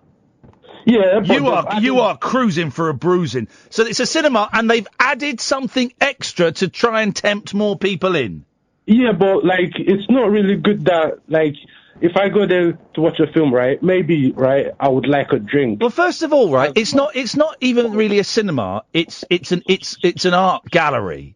But it's an art gallery that poses as a proper cinema. Yeah, yeah, and okay. it actually did that job pretty well because they used to show like a lot of very good films there. Okay. Well, they still do. It's got 2 cinemas. I'm looking at the website. They've got. So they've got 2 cinemas. The ICA. Jesus, this guy's an idiot. Right, I really This guy's don't an doubt that. absolute belcheese. Well, What is they've he talking definitely about? still got- He's phoned up to say he has phoned up to say there are all the cinemas in London are closing down and turning into restaurants, and he said he had 2 examples, and in both examples they're still cinemas. Let's This not guy's have gonna the go. fallout This guy's an over this. idiot. I'm Let's gonna not have find the him fallout down over and this. I'm gonna harpoon him. Gonna I am kill an him. idiot. There's no denying that. I am going to destroy this man physically and mentally and emotionally. He is never going to be. He won't even be able to pick up a phone. Not because his fingers will be crushed, which they will be, but because emotionally he will be too scarred to pick up a phone. Picking up a phone for him will be like a Vietnam flashback for a veteran. So American soldier. Yes, Olga. Sorry, carry on with your point. Can I give you... Okay, thanks for your call. Let's go to Catherine. Good evening, Catherine. It's not Catherine. Hi, it's me. Oh, it's that Catherine. Thank God for that. Yes. I thought it was my Catherine. No. Thank God. How is she? She's still in the coma. Oh. I mean, she's still on holiday. Sorry, I get those 2 confused. She's still on holiday. Well, I still have big love for her. Well, I mean, to be honest, it's a break for everybody, isn't it? No, not really. Not for me. Well, if you want, Okay, I'll give you her phone number, and then you can get texts from her all day about her life. How about that? Well, that's what we girls do. But I Okay. do have a couple of questions. Here we go. I'm going to give you Catherine's phone number. Have you got pen and paper? You can't do that on air. Yes, I can, because that's the kind of thing that I can do. Have you got a pen and paper? That's naughty. No, I'm not going to do it. 0203 286 Yep. 6370. That is Catherine Boyle's phone number. 0203 286 6370. Thank you. You're very welcome. But I have 2 questions for you, and Carla Okay. has a question too. Okay. Right. Yep. My first one. Number 1. How did the hair turn out? What, when I shaved my testicles? No, on your chin, on your neck. The ingrowing one. Oh, I don't think it was an ingrowing one. I think it might be like a cyst, like a tiny cyst. Oh. Is that funny, Carlo? Carla, he can hear you. He's going to karate chop him. Yes? Okay. Question number you better 2. get that checked. Okay, thank you. Well, yes. Why are you jumping straight to Luigi boards? Have you tried tarot cards? I've tried tarot cards. Of course, I used to read the tarot cards for my mother, and I just think the Ouija board would be a right old laugh. We're going to take it seriously, but we're going to have a lot of fun with it as well. Okay, I just thought you may want to try alternate means in the house before you jump straight into the deep end. Well, I'm tempted to skip the Ouija board and get the pentagram out and light the black candles and recite the Lord's Prayer backwards. Okay, go for it. But I'm passing you to Carlo because he's got proper questions. Thank you, Catherine. You're my favourite out of you and Carlo. Ian, how you doing, mate? Oh, You it's right? great to hear. You're my favourite, Carlo, out of you and Catherine. It's great to talk to you. Hairy Sicilian speaking. All right, buddy. I'm glad you got over your cyst. We heard you laughing, mate. So okay. Oh, mate, loved it. I just wanted to ask you, mate, what's your top 5 films? What's your top 5 films? You know, in terms of what you watch. What's your top 5 films in terms of what you watch? Yeah. Okay. All right. Number 5. Top 5 films in terms of what you watch. Films that you see. Number 5, Dog Day Afternoon, Al Pacino. Yep. Number 4, Grown Ups, Adam Sandler et al. Yep. Number 3, Ghostbusters 2. Number 2 is Enter the Dragon, and number 1 is Grown Ups 2, Adam Sandler et al. Yeah, nice, mate. How you been, though, bud? You been good? You're speaking like we're friends. Oh, mate, to be honest, I think we are, mate, you know? Oh, God, that's weird. Good evening, Jerry. Hello. Hello, Jerry. I've got a reason for not having a girlfriend. Oh, yeah. Wetting the bed. Yeah, do you know what? There are some girls that would dig that.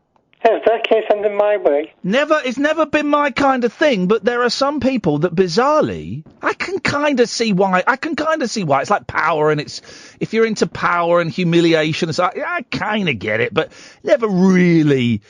Any sexual practice where you can't just fall asleep afterwards, you have to get up and have a thorough body scrub. That to me is unnecessary. You have to rush me out of bed first. Yeah, you got to any sexual practice that you have to do in the bath. That to me is that's excessive. Oh, there you go. Still, that Lion Bar, huh? Lion Bar. Double-decker Charlie Chuck.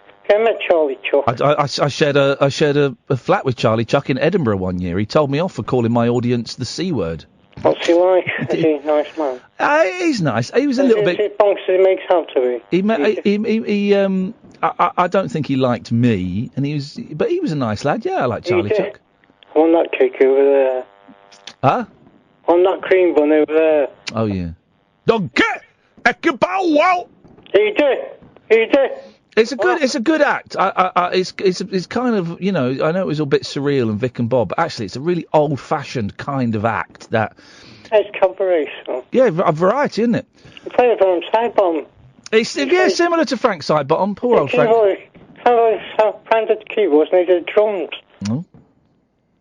Charlie Chuck did drums and. Charlie Chuck had the tiny drum kit. Jerry, I'm going to cut you off because I don't want to talk about anything anymore.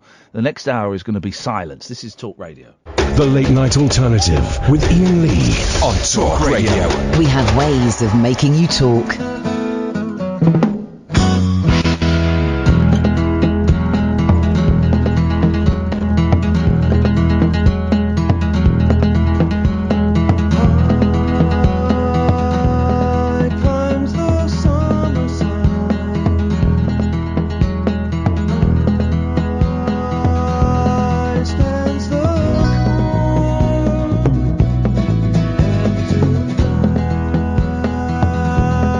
When my world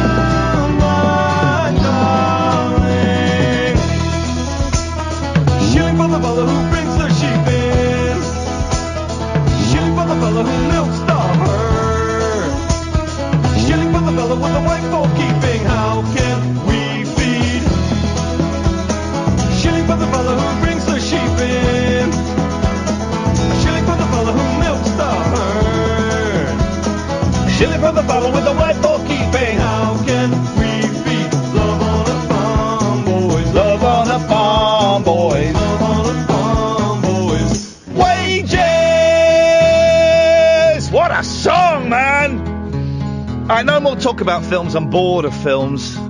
Then boom, then boom. What a go and buy Mama by XTC. Shut up. XTC. What's the other album?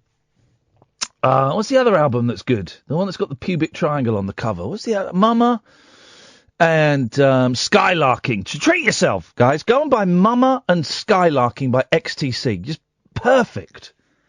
Perfect pop albums. Good evening, Dave. All right, mate. Is that Ian? Yeah, is that Tony doing a funny voice? No. Sounds like Tony doing a funny voice. Who? Tony. What? Tony who? Tony, who's called in 8 times tonight, and is calling in now doing a funny voice from exactly the same. Man. From exactly. No, me, Dave, man. Where are you calling from? Well, it doesn't matter where I'm calling from. Let's go on. Where are you calling from? I'm calling from Yorkshire, lad. Incorrect. You're calling from Lancashire. I've got a phone system that tells me exactly where you're calling from, Tony. I'm on the bloody border, North Yorkshire. Well, how come you've got exactly the same voice as Tony? Hey? Why? Right, all right, let's have a serious conversation, right, Tony? Why? I'm on the border, lad, North Yorkshire. Shut your face. Shut your face. Listen. Let's have a. Shut up. Shut up. Don't patronise me. Right? Don't patronise me. I will kill you. I've been given permission by the bosses of Talk Radio to kill 50 of my listeners. Right now, you're in that list. All right, I'm happy with that. Right. Can we have a proper conversation, Tony, or not? Well, if you can phone this, Tony, yeah. Can we have a proper conversation? Your phone's making the same static. So, Tony, are we going to have a proper conversation or not? Well, you can phone Tony, yeah, if you want to. No. This is your last chance before I cut you off and I ban you forever, as I have done with Mo and with Wasim, all right? So this is your last chance. This is literally your last chance, okay? So think very, very carefully how you respond to this, because this could be the last question I ever ask you, because we will never speak again, right? If you give me the wrong answer. All right, lad. Can we... I think I know which way it's going to go. Can we have a proper conversation, Tony? Aye, yeah, if you want to, lad. Yeah, no right. problem. Can you stop doing the stupid voice and speak in your own voice?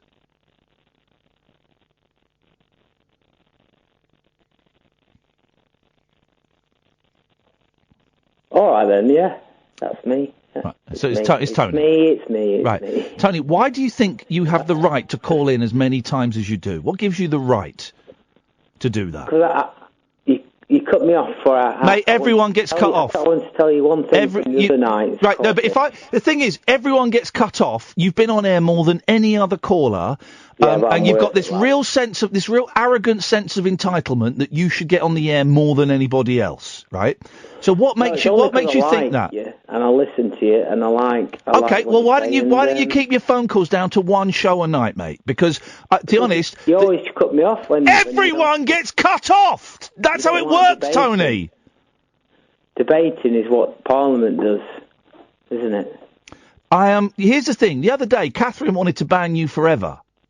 Did she? Yeah, and I was really close to saying, yeah, okay, well, hang on a minute, because I know that you're troubled, I know that you're an alcoholic, and I know that you're a lonely person. No, you're wrong there, Ian. But all right, I apologise. I know that you're a massive pisshead who phones up drunk all the time, and that you're lonely, right? I know that. Okay. No, I'm lonely, and when I've had a few bevies, I phone you up. Okay. I don't like talking to. I don't phone you every night. I haven't phoned you for nights, have I?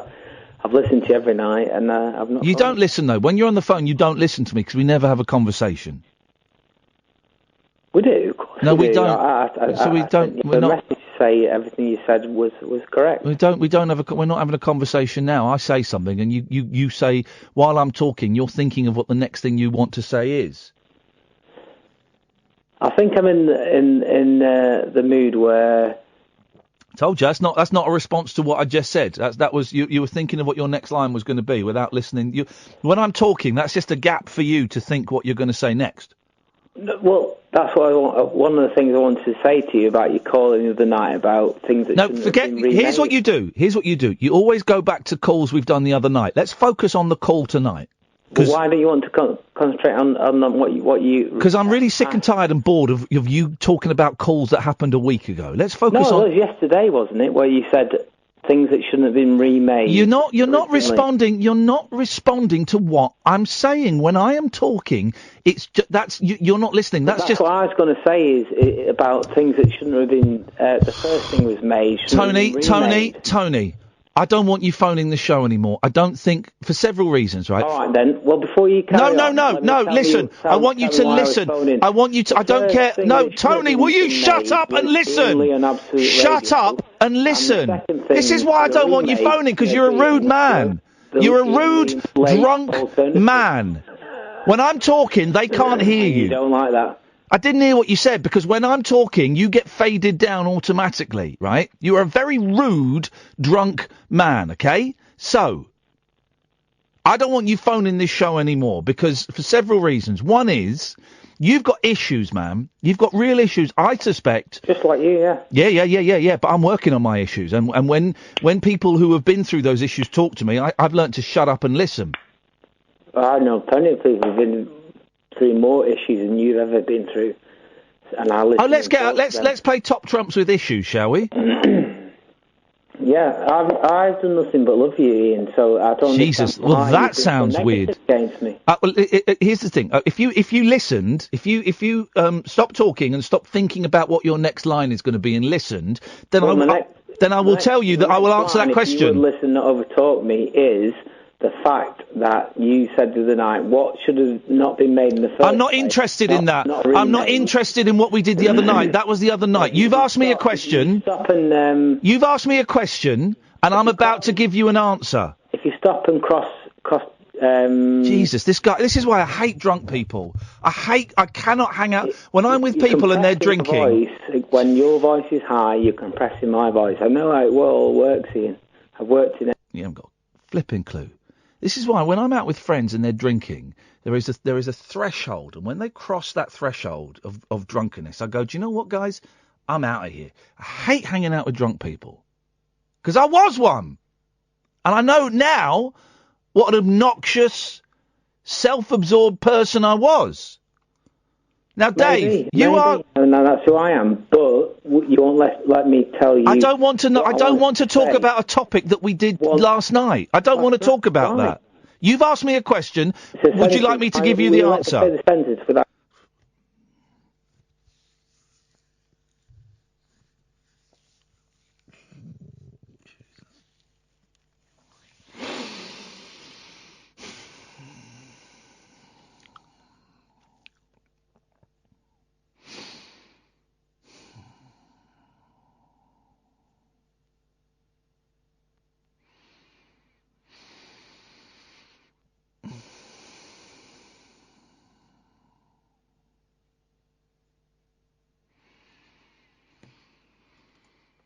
Some people could... Still talking, not even on the radio, and he's still talking.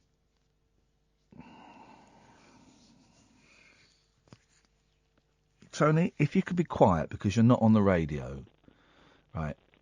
I'm going to explain to you why I don't want you, why I'm not going to allow you to phone in the show anymore. Would you like to hear that? I'd like to be forgiven but this isn't me. Nothing to be forgiven for. You haven't done anything wrong, okay? I have. That's you. That's right. So you're the only. You just said the F word, mate. You're not coming back on the air. I'll keep you on the phone. Let me know when we have the delay back, please, Sam. So you're not coming back on the air, Tony, because you just dropped an F-bomb, right? So here's the thing. And I think Catherine was right, and I thought I could get something out of this, and I can't, right? So these are the reasons, in no particular order. You haven't got anything to apologise for. I don't go home going, God, those calls from Tony. Oh, man. I don't think about the calls once I've left the show. So you have nothing to apologise for. I don't want to add to your list of reasons to hate yourself, man, because it sounds like you've got a pretty full list already. So I don't hate you. I don't have any feelings towards you either way. I don't think... Not a bad guy. He's not listening. Dave, is it worth me? Somebody who Dave. sister and a husband to get the bathrooms done, and I'm making money on property that I buy and sell. Just what is the point of I'm this? depressed, and No, it's the break. you're a great... Goodbye, Tony. Got that dumped, did we? Apologies to the people on YouTube. You've heard 2 F-bombs. But Tony, I mean, are you going to listen to why? Right, he's not going to listen. All right. He's gone. Don't take his calls anymore. Mark, if you could put a mark on him, foul-mouthed and drunk on those. I was going to give you the reasons why I was going to maybe suspend you, give you a 3-month suspension from calling in. I'm just wasting my words even talking about it. I'll tell the other listeners why. So, these are the reasons that Catherine and I talked about possibly not letting Tony... Come on. One, well, the most basic one is, this is meant to be an entertaining show. And with certain callers like Mo and Wasim, who I've said I don't actually want on the show anymore, and Tony, I can't get anything entertaining out of them. There's no entertainment value. They're all very one-dimensional, one level. There's nothing... I can't get any entertainment out of them, because they just come at you at one level, and there's nothing I can do with that. You know, there's only so much I can do with that. I'm good at getting, stuff out of calls that aren't that great. But with them, I can't make them entertaining without them becoming bullying, and that's not what I want to do. So there's that. And then with Tony's obviously got issues. I would suggest he's got issues with alcohol, because every time he phones up, he's steaming. And he lies. He has lied to us about how much alcohol he drinks and about stuff that's going on, and we know that. And I like to think that I can kind of, because of my relationship with alcohol and drugs and my recovery of 13 years and then my little relapse of a few months and then recovery again, I'd like to think I've got some, not wisdom, but experience that I can share, that some people find helpful and inspirational, and some people find a little bit too goody-goody. But it's I can plant seeds. And with someone like Tony, I can't. They're just as you heard, they're just not listening. So I'm wasting words. So not only do Kath and I think that we can't help Tony, we also think, more importantly, that perhaps we're making him worse, which is heartbreaking to think that there is a soul out there, a brother out there who is lonely, and we know that. I get that. I've talked about loneliness before. I wrote a blog about it. That there is a soul out there who is lonely and is filling the void that loneliness creates with alcohol, and that there is a significant chance that by me talking to him, somehow we're making that worse. So, Catherine, you were right. I think it's best that we don't let Tony on again. And Tony, if you are listening, I wish you the best of luck on your journey. Alcoholics Anonymous is a great resource. It's not for everybody, but the room's got me clean both times, man. But I know it's not for everybody. If you Google Alcoholics Anonymous, there's a phone number. You can call it, and they will tell you where your meetings are. You can talk to your GP. You can talk to your priest if that's your trip. Talk to friends. But, I think I might be making you worse, and that's a terrible, terrible thought. So I wish you nothing but peace and love and sobriety and happiness on your journey. You are precious, you are priceless, and you are valuable, and you deserve better. Sean, stay there. We'll come to you in a second. This is the Late Night Alternative on Talk Radio. Tales of mystery and imagination on the radio show that does things differently. Dolly Parton, I listen to a record all day long. The Late Night Alternative with Iain Lee. I'm a nut job, but not that kind of nut job. On Talk Radio. Honest to God, it's the new Breaking Bad. Oh no! Let's go to Sean. Good evening, Sean. Good evening, man. How are you? I'm very well, Sean. What you got for us tonight, buddy? A couple of things. So I listened to your Gary Glitter podcast. Oh, yeah, nice one, man. Thank you. That's all right. Yeah, it was. It's one I know you mentioned for a little while, and I kept meaning to tune into it. The only link I have to him would be he's from the same town I'm from. Where is he from? Is it like the southwest or something? It's a town called Banbury near Oxford. Oh, okay, right, okay, yeah. Yeah. So since growing up, he's always been associated with the town. Unfortunately, but Yeah. But I thought it was a really good piece of audio, and it was really interesting to see kind of how people, delt's the right word, but how they sort of managed to keep a line between the music and what he had done, and how they just carried on going to these gigs and played his music and stuff, and yeah, it was interesting. Thank you, man. For those who missed it, me and Kath made a little audio documentary about Gary Glitter. We put it out as an episode of The Rabbit Hole. So if you go to Acast or iTunes or your usual podcast provider and type in Rabbit Hole, Iain Lee, Gary Glitter, it will pop up. And it's about Gary Glitter fans, not Gary Glitter. But it's thank you, Sean. I'm glad you enjoyed it. Yeah, it was really cool. And then the other thing was, this is something you did ages ago, and I know it's on YouTube, and I keep meaning to watch it because it was really interesting as a self-confessed radio geek, as I told you before. Did this thing last year. Was it called Lights Out? Oh, yeah. A nice little bit of pretentious performance art from me where I went and played the radio in the dark for an hour. Oh, that looked awesome, because I know it's on YouTube, and I have these sort of quite a few days off at the moment coming up. Yeah. And I think to myself, I'm going to have a nice sort of dark room, put that YouTube clip on, and see if I can kind of, it's not the same as being there in the room, but see if I can sort of immerse myself in that sort of psychedelic radio. Exactly, thing. that's it. It's a nice. Is the audio up there? The hour-long audio? Did I put that up? It's definitely been up there before because I've seen it. I keep brushing past it, but I don't know if it's still there now. It should. If I put it up there, it's still up there. Yeah. So it's like the audio of it is just like a nice psychedelic. You're right. Just flick through the radio of the world, and it's a nice little mashup. I thought it was fun. It was a fun thing. People seemed to enjoy it. I might do another one at some point. It was fun. Yeah, well, I was going to say that'd be cool if you do another one. I'll try and come along. I was going to ask, what was your kind of inspiration for that? Was it something that somebody else did similar, or? Well, there was an inspiration for it. What was it? I don't think it was that anyone had done anything similar. Oh, I think we talked about. I think that me and Catherine had talked on air about doing. What was it? It was, where did do you know what? I can't remember. I think maybe we talked about doing the radio show in front of an audience, but in the dark. And then it kind of evolved into me playing a radio, something like that. But just have we seen something that had been done entirely in the dark? Do you know what, Sean? I can't remember. But then again, I don't really remember what I did yesterday. So I cannot answer that question, I'm afraid. Hey, if you're a radio geek, what else are you listening to at the moment? So at the moment, I sort of tend to listen to James on LBC. Yep. I think I told this before, but it's quite a while ago, because I told you that I read the David Lloyd book and Colin Schindler's book and stuff. But at the moment, James, I dip into Ian Dell's show a little bit. Six Music is good. Yeah. I miss...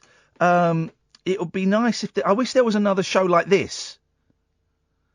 Do you know what I mean? Because I want to listen to this show, but I can't listen to this show because I hate the guy that presents it. But I would love to listen. I'd love to listen to this, like an angry bloke who's borderline breakdown shouting at drunk callers. Yeah, and that's the thing. I mean, obviously, because I'm 29, so I don't know if were there shows in like the 70s and 80s that have this late night thing. You've listened to The Human Zoo by Tommy Boyd, have you? Oh yeah. Yeah, you know that. So no, I don't think there certainly wasn't anything I was listening to. I feel that I kind of followed Tommy Boyd for a bit, and then I kind of feel like in the last couple of years I've branched off into my own thing. But I don't know. So some people are saying online, Tonight Show is particularly good. And I don't think it is, because shows like this, where it's a little bit more performance art than like radio, because this is all a bit theatre.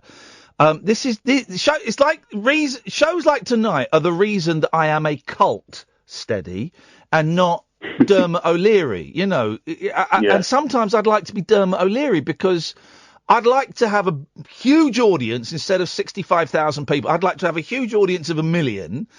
I'd like to have the money that Dermot's got, and I'd like, it's like I can't stop being an idiot. When I was on Good Morning Britain today, someone said on air, hasn't it been hot? And I couldn't resist it. I looked at the camera and I just went, oh, it's so hot. Honestly, it's just too hot. And I did like 20 seconds of, oh, it's so hot. And I'm just thinking, oh, shut up, man. Stop. No, A, the Good Morning Britain audience aren't going to get the reference. And B, it's the reason you don't get much work is because you do stupid things like that. So, I don't know. I wish I could toe the line a little bit more. Yeah, I know what you're saying. I think one of the quick things that just popped into my head on the radio thing, obviously at the moment, it's a lot of stations are very sort of pro-Brexit, like LBC, and some of the shows on your station as well. But I'm just thinking, when the Brexit, assuming we leave and Brexit happens and it's over, the 2 years after next year when we leave in March, do you think it's going to be the same for the next 2 years? But then maybe after 2 years after that, radio might change a little bit. Like in terms of talking about it, I think I can see another 5 or 10 years of Brexit phone-ins. It's the weirdest and dullest phenomenon that. When was the referendum? 2 years ago. So we would have had a run-up of a year at least before the referendum. So far we've had 3 years of Brexit. We've got another 2 years of Brexit phone-ins. So that's 5. Yeah, that'll be 5 years of one topic dominating phone-ins at least. And then I reckon we'll have another 5 years of people talking about the impact of Brexit and how it's affecting us, and there'll be calls for a second referendum, and we told you it was going to be rubbish. Well, it's your fault. We could potentially have, Sean, 10 years of one topic of phone-in, and it is so boring, isn't it? Well, I mean, if that's the case, please stay on your show because we need you. We'll see, man. We never know in this business. Hey, thanks for the kind words, Sean. Sean, it's nice to talk to you. No worries. Take care. Cheers, my dears. Ta-ta. I do think, honestly, we try and avoid the Brexit phone-in and the Trump. Sometimes you can't, but generally we do. And but I always say, if people have got like a different angle that hasn't, an argument that hasn't been heard in the debate so far, you can call in about it. And it's kind of your show in that you lead the topics and stuff. And if you really wanted to phone in about Brexit, you could do. And I've talked about it a couple of times. But, there's going to be at least 5 years of one topic dominating phone-ins, like James O'Brien. I love James O'Brien, but most of his shows have been about Corbyn or Brexit, which is and he does it brilliantly because he's a great presenter. Nick Abbott, Brexit for the last 3 years, shows on this station, and you just think, man, what else is there to say? Anyway. 0344 499 1000 is the phone number if you want to give us a call. I tell you what, for the last 30 minutes of the show, why don't we chill out and we will take calls straight to air. Relax, Hayley. You don't need to answer the phones. We're going to take calls straight to air. This is the Late Night Alternative on Talk Radio. It's electric. It's eclectic. It's always rule-free. It's the Late Night Alternative with that man, Iain Lee. On Talk Radio. 0344 499 1000 is the phone number. We'll take calls straight to air for the last 30 minutes. Look at that, it's 12:30. It was 10:15 a minute ago. I don't know where the show has gone. I tell you what, because Catherine is off, and it's lovely having you, Hayley. I always like working with you. I don't know if you might hate working with me. I don't know, but it's always nice. And Sam, it's always a pleasure. But I miss Kath, because Kath is like my best mate, and she kind of, has helped me with this divorce. She's kind of my constant, right? And so coming in and doing these shows, it's like I'm getting the train in because I'm doing the Good Morning Britain. Then they take me home, and then I live right by the train station, so it's like I might as well get the train in. And then I go to and I come in, and like the hour before the show, doing it without Kath, it's like, oh God, I've got to do the show. Oh, and then I come in, and they've been a blast this week. I've had so much fun doing them, but that hour when you got to do it on your own, you think, oh God, I can't do it. It's just okay. But they've been fun shows, Tomorrow's going to be fun. Stephen Page from Bare Naked Ladies is coming in. He's got Right, he's got a new single out, which I've not heard yet. I don't. What's the new single? Let's play it, shall we? He's doing a tour all over the shop. What's the? Hang on a second. Stephen Page. Let's go to stephenpage.com. I'm not in on Friday. I'm going to the Union Chapel to see him. One of the if you've never been there, it's an old church. Go and see an acoustic gig there. Flipping heck, man.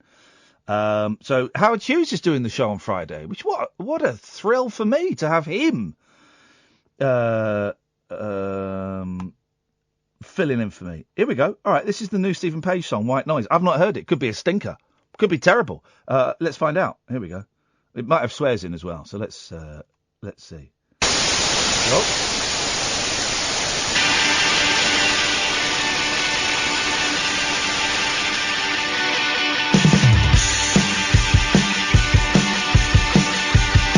It says here it's the clean version. It's about to get nice.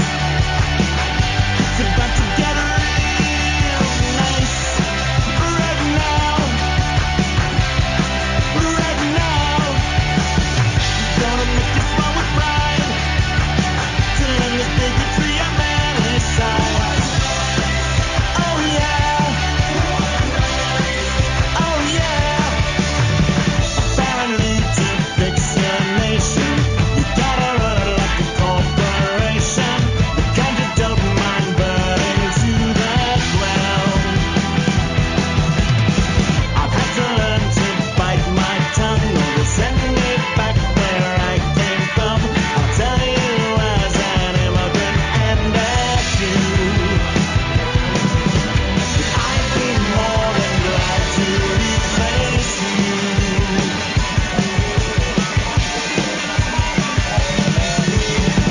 Throw away the Bill of Rights for anyone who isn't white. Right now. Right now. Let's have a second civil war. That's what the Second Amendment's for. Oh yeah. Oh yeah. Said the snowflake to the nationalist. I won't cease till you desist. You raise your flag, I'll raise my fist. Resist, resist, resist.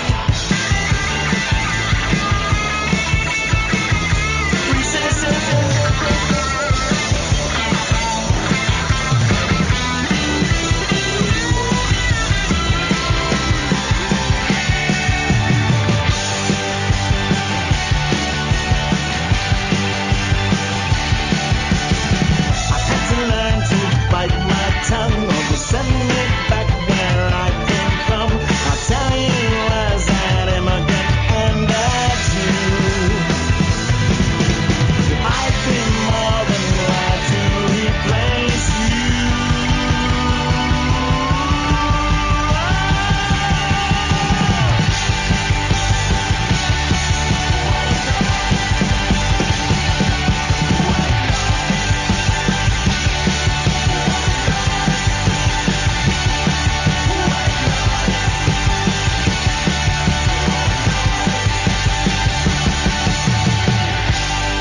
I'll have that. I'll have that. Stephen Page, right? Nice.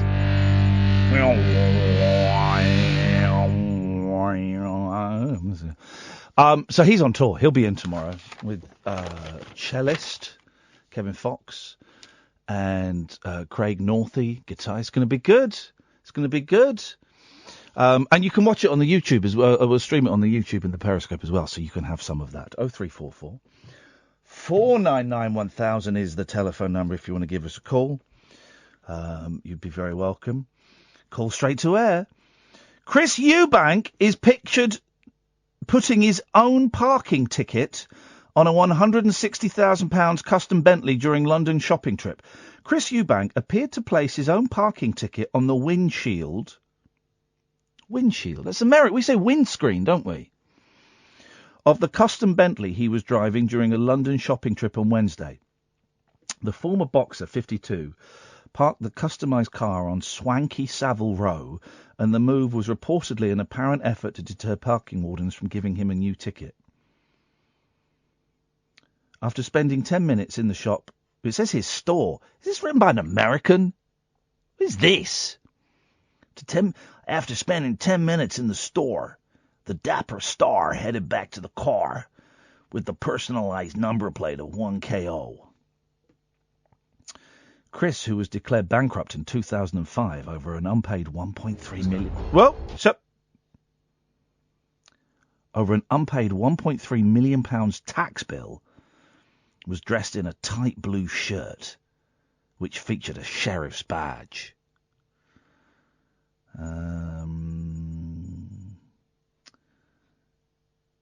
In an interview in The Telegraph in 2003, petrolhead Chris admitted he gets a lot of parking tickets, also confessing in his younger days he had a need for speed.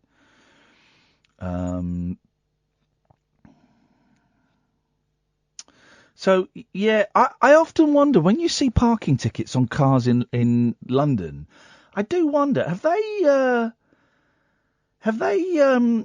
put those on them themselves?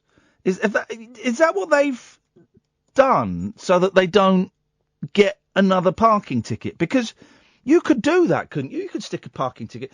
My kids have got, ever since they saw Home Alone, the youngest in particular, who's the naughtiest of the two, he's obsessed with practical jokes and booby traps. It's a nightmare. And so we got him for Christmas this practical joke set. And the number of times he's gone, oh no, right, where the car is parked on the drive. Oh no, Daddy, go and look at your car.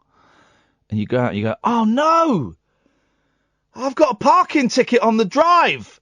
Oh, and because he's got like a fake parking ticket that he sticks on your car. It's hilarious. 03444991000. This is Talk Radio. Experience the unconventional, Evening, boss. the unpredictable, and the completely unorthodox. Exactly. With rule-free Iain Lee. The late night alternative with Iain Lee. I've got no internet for the last 4 days. On Talk Radio. Only fit birds on this train.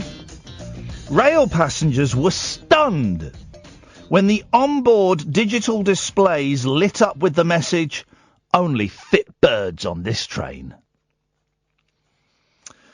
We'll finish that story in a second. Let's go to line 2. Hello, line 2. Hello. Hello, is that Nigel? Hi, Ian. Hello, Nigel, you're on the air. Thank God I got through. Thank God. How you doing, man? How's things going? Oh, I'm so tired. Why are you so tired? I don't know why I'm so tired. I think it's still the shock of Mum, you know. Yeah. Today I went back to the... Well, I've cycled 30 miles. That'd be something to do. Well, that might explain why you're a little bit tired. But yeah, it's draining when someone passes. But I went back to the hospital to see her one more time. But the person who was going to show me her body and do the certificate was gone to a meeting in Maidstone. Oh. So I could not. I've got to go back Friday. But he rang me this morning. Yeah. So I thought he'd be there. He rang me this morning and said that the coroners have got to spend a lot more time on the body because they don't know how she died. Okay. All right. Well. So there's a lot of reasons why she died, and so it's going to take a couple of more days before anything's found out. So. Okay. How are you feeling in yourself, Nigel? A lot of people are worried about you. Actually, I'm feeling a lot worse tonight. Yeah. I've just done my prayers as usual. I do feel a lot worse, honestly. I feel exhausted, a lot more exhausted. Just thinking of Mum. Well, I've been looking for. She sent away for some gifts, which for the garden, and there's a glass and a candle gift that she sent away for. Yeah. I think they're free things that you don't have to pay for. Yeah. And I opened this box, which I didn't know what it was, a candle and a glass. So I've got something to light now. Oh, that's lovely. For when she does have the funeral. Yeah. And seeds for the garden, which she was going to plant when she came back. Oh, well, that's a nice way to remember her, isn't it? It's all upsetting, though. And looking through her stuff in the bedroom, all her clothes are nicely washed and, tidy. All her clothes I've been looking at, checking. She's got so many clothes, it's unbelievable. Yeah, people accumulate a lot of stuff, don't they? I won't. She had a lot of stuff. Yeah, and I'm not going to touch it. It's just all neatly folded up on the side of the room. Yeah. And the bed is just how I left it. How she left it when she went into the garden and didn't come back anymore. The bed. I haven't touched the bed for 7 weeks, and it's just spotless. The duvet's open, and it's spotless. The bed, Yeah. And that's how I'm gonna leave it like that for some time. Yeah. Until after the funeral. The funeral will probably be weeks now away. Could be, couldn't it? It takes a lot longer. I feel so sad, honestly. So sad. I'm not making it up at all. I mean, no one thinks for a second that you're making it up. No. I didn't think it did, but no, God, no one thinks taking that. all the strength out of me, really. Yeah, of course, it's exhausting. You've I had feel exhausted, a lot of stress with her being ill for so long, and then when someone passes, it sucks all your energy out of you, man. Yeah. Quickly, maybe before the news, I've got a new song I did about 3 months ago. Yeah. I did in Maidstone, and it's a song you've not heard before. I made up in the town centre. Yes. It's on my Facebook at the top of the page. If you could play that. Well, do you know what? We haven't got. Can you give us a call tomorrow? Because we're coming up. I've got a few more calls, and then Paul Ross is coming in a couple, and the show's going to finish in a few minutes. Yeah. So maybe give us a call tomorrow. Maybe give us a call tomorrow, and we'll see if we can play it. That'd be lovely if you All right, could. It's called "People of the World Come Together." Oh, that's a nice message. Can I sing a bit? Please do. Go on. Yeah. People of the world come together. People of the world join together. That's what it's gonna be. People of the world. That's just half of it. That's nice, man. It's a lovely tune, isn't it? That's what we need in this day and age. Yeah. It's a lot. It's about 3 minutes long at least. The actual record, the actual recording I did on. You'll be able to see me as well. You can put it up on Twitter. Oh, you want to be an internet sensation again? Yes. Could you put it up on Twitter? No. Oh. No, I can't. Well, I'll have a look. I'll have a look and see. Yeah, it's a great song. All right. I think it would be a hit if it was made into a record. Are you sleeping much at the moment, Nigel? Yeah, I am sleep. I mean, I go to sleep in early morning, but I keep waking up after every two hours, and I think it's lunchtime, but it's only 9 o'clock in the morning. Yeah, I know what you mean. It's awful. Yeah, I'm not sleeping. Oh, mate, I'm sorry. Sorry. It's such a shock. Yeah. Anyway, I'll say good night, Ian. All right, Nigel. And I'll try and keep busy. I'm keeping busy anyway. That's a good thing to try and do if you can. But I need to sleep. I need to try and sleep as well. Yeah. I'm really sorry for your loss, Nigel, and you've got lots of support online. All the time, maybe I'll take my mind off of it. As soon as I take my mind off of it, it's back again. You know. Yeah, of course. It's just I don't know really. But anyway, thanks for listening, Ian. And hi to Catherine if she's there. She's not here. Catherine's off this week. She's on holiday. Good, yeah. And she's gone to bed because she's a lightweight. I think maybe even before the funeral I might take a holiday. Yeah. If the funeral's going to be a long way ahead, maybe I could take a holiday. Couldn't I, for a day? I think you definitely deserve a little break after everything you've been through. Down the coast or something, down to Hastings. Down to Margate. You can keep the Costa Brava. I'm telling you, mate, I'd rather have a day down Margate with all my family. I've got my motorbike is working anyway. Here we go. Here we go. Now you're talking. Because Mum just insured it before she passed away. That's lucky. That's nice. That's handy. Yeah. So you got that. I've paid my bills because I get some benefits. So I've paid my bills, and they can't tell me off for that. You know. Hang in there, Nigel. A lot of people cheering you on. So you hang in there. Yeah, thank you very much. All right, man. I'm trying very hard to be normal again. Yeah. Nigel, you will never be normal. You cannot be normal, and that's why we love you. Mum said to me, there's nobody like you, Nigel. She said to me that. She's right, you're unique, and you've got to hang on to that. We're all unique. She said to me, there's nobody like you, Nigel, she said to me. Yeah. That's very kind of her. It is good. We're all unique, but you're very unique, if that makes sense, which it Yeah. doesn't. All right, Nigel, listen, take care, mate. Try and get God some bless. sleep. God bless. All right, fella. God bless Ian. and Bye-bye. Bye-bye. Bye-bye. Life, isn't it? That's life. That's life. Rail passengers were stunned when the onboard digital displays lit up with the message, "Only fit birds on this train." The sexist statement blazed out for 10 minutes during the morning rush hour trip.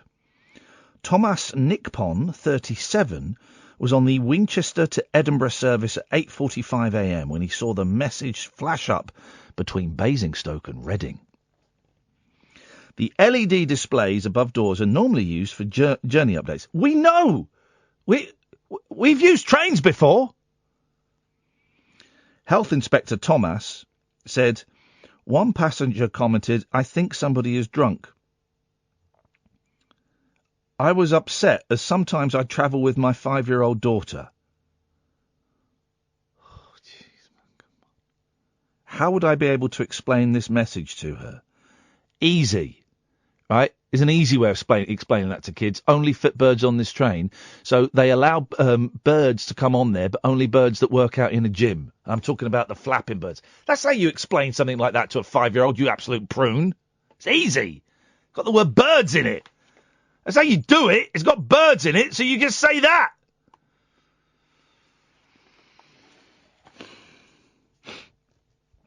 It is very sexist. Some people were laughing, but some, especially women, were not happy. Train firm Cross Country is looking into who was responsible for the sign last Thursday. It said, "Such language is unacceptable. Soon after the train's departure, we were informed about this message and made immediate arrangements for its removal. An investigation is underway. We will find out who did this and execute them." Wow! Those guys are taking that seriously, man. No messing around there. They're going to kill the dude what done it. That's what they're going to do. And there's another story. There's loads of stories recently about people doing it outside.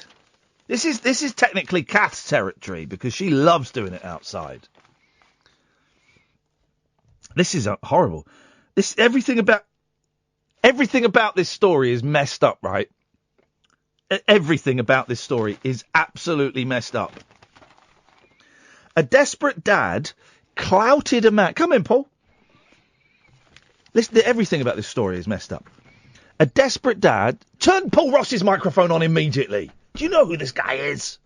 I've just come from Leeds. I was playing cricket in the field. I saw something untoward. Bowled a maiden over. A desperate dad clouted a man having sex in front of cricket-playing kids after cops failed to turn up. Disgusted parents rang 999 as a boozy couple romped in a city centre park. One father finally gave up waiting and confronted the pair as a mum filmed the bus stop for evidence. Last night, one onlooker said, "Fair play to the dad. What they were doing was outrageous. There were no cops. They well and truly had it coming." Well, I think that's what... Yes, thank you. The bit I love in that coming up is when the dad went over and he gestured towards the kids and one lad started walking towards them. Of course he did. I don't get doing it outside. No. I've never... Although after that, a woman was arrested for being well over the limit and drunk driving, so there's always that kind of backstory, But there's always these stories of people like doing it in Tesco. The bedroom is the place for relationships. If you have to, then do it in the bedroom with the curtains. What do you mean if you have to? It's such a faff these days. Yeah. It's too hot and it's too sticky. Too sultry. It really is. It's a lot of effort for such little reward. Paul Ross, I like your shirt. You're the king of shirts. With a lumberjack vibe going on today. I like that, but that's like the smart lumberjack. It's an old Lee Cooper favourite. I like that. What's on your show tonight? Shirts? I am very excited. I'm trying to restrain myself because I have a terrible habit when I get a guest whose work I love to tell them everything I know and not listen to them. Yeah, I know that. We are joined. I don't even know how to pronounce his man's surname properly, but I'm excited. His name is either Steve Binder or Steve Binder. Yeah. 50 years ago this year, he produced and directed the Elvis Comeback Special. He's live on the show at 1:30. Shut the front door. There's a book out about that. There's a book. I've got my DVD set in here. It's going to be on cinemas for the first time, August the 16th, selected across the country. Yeah. It was a game changer for Elvis, led to the third part of his career. The guy that directed it is coming and on. produced it. He's now in his 80s. He also, get a load of this, you'll love this one, he produced and directed the TV Star Wars Christmas special. Oh, that's I love crap. I've only been able to sit through 15 minutes of that. Chewbacca doing the ballet dance. That's unwatchable. Wow, so he started and... well, also, though, remarkable story. Yeah. Before Elvis, the reason Elvis wanted him was because he said no to the Colonel for the first time. He wanted to do the Christmas. They wanted a Christmas special. And he did go out in December. They said no. But before that, this guy had done a Petula Clark special, in which in one of the takes, when she's duetting with Harry Belafonte, she touched his arm. Yeah. The studio didn't want that in. Okay. White woman touching the black guy. First time it was on American television.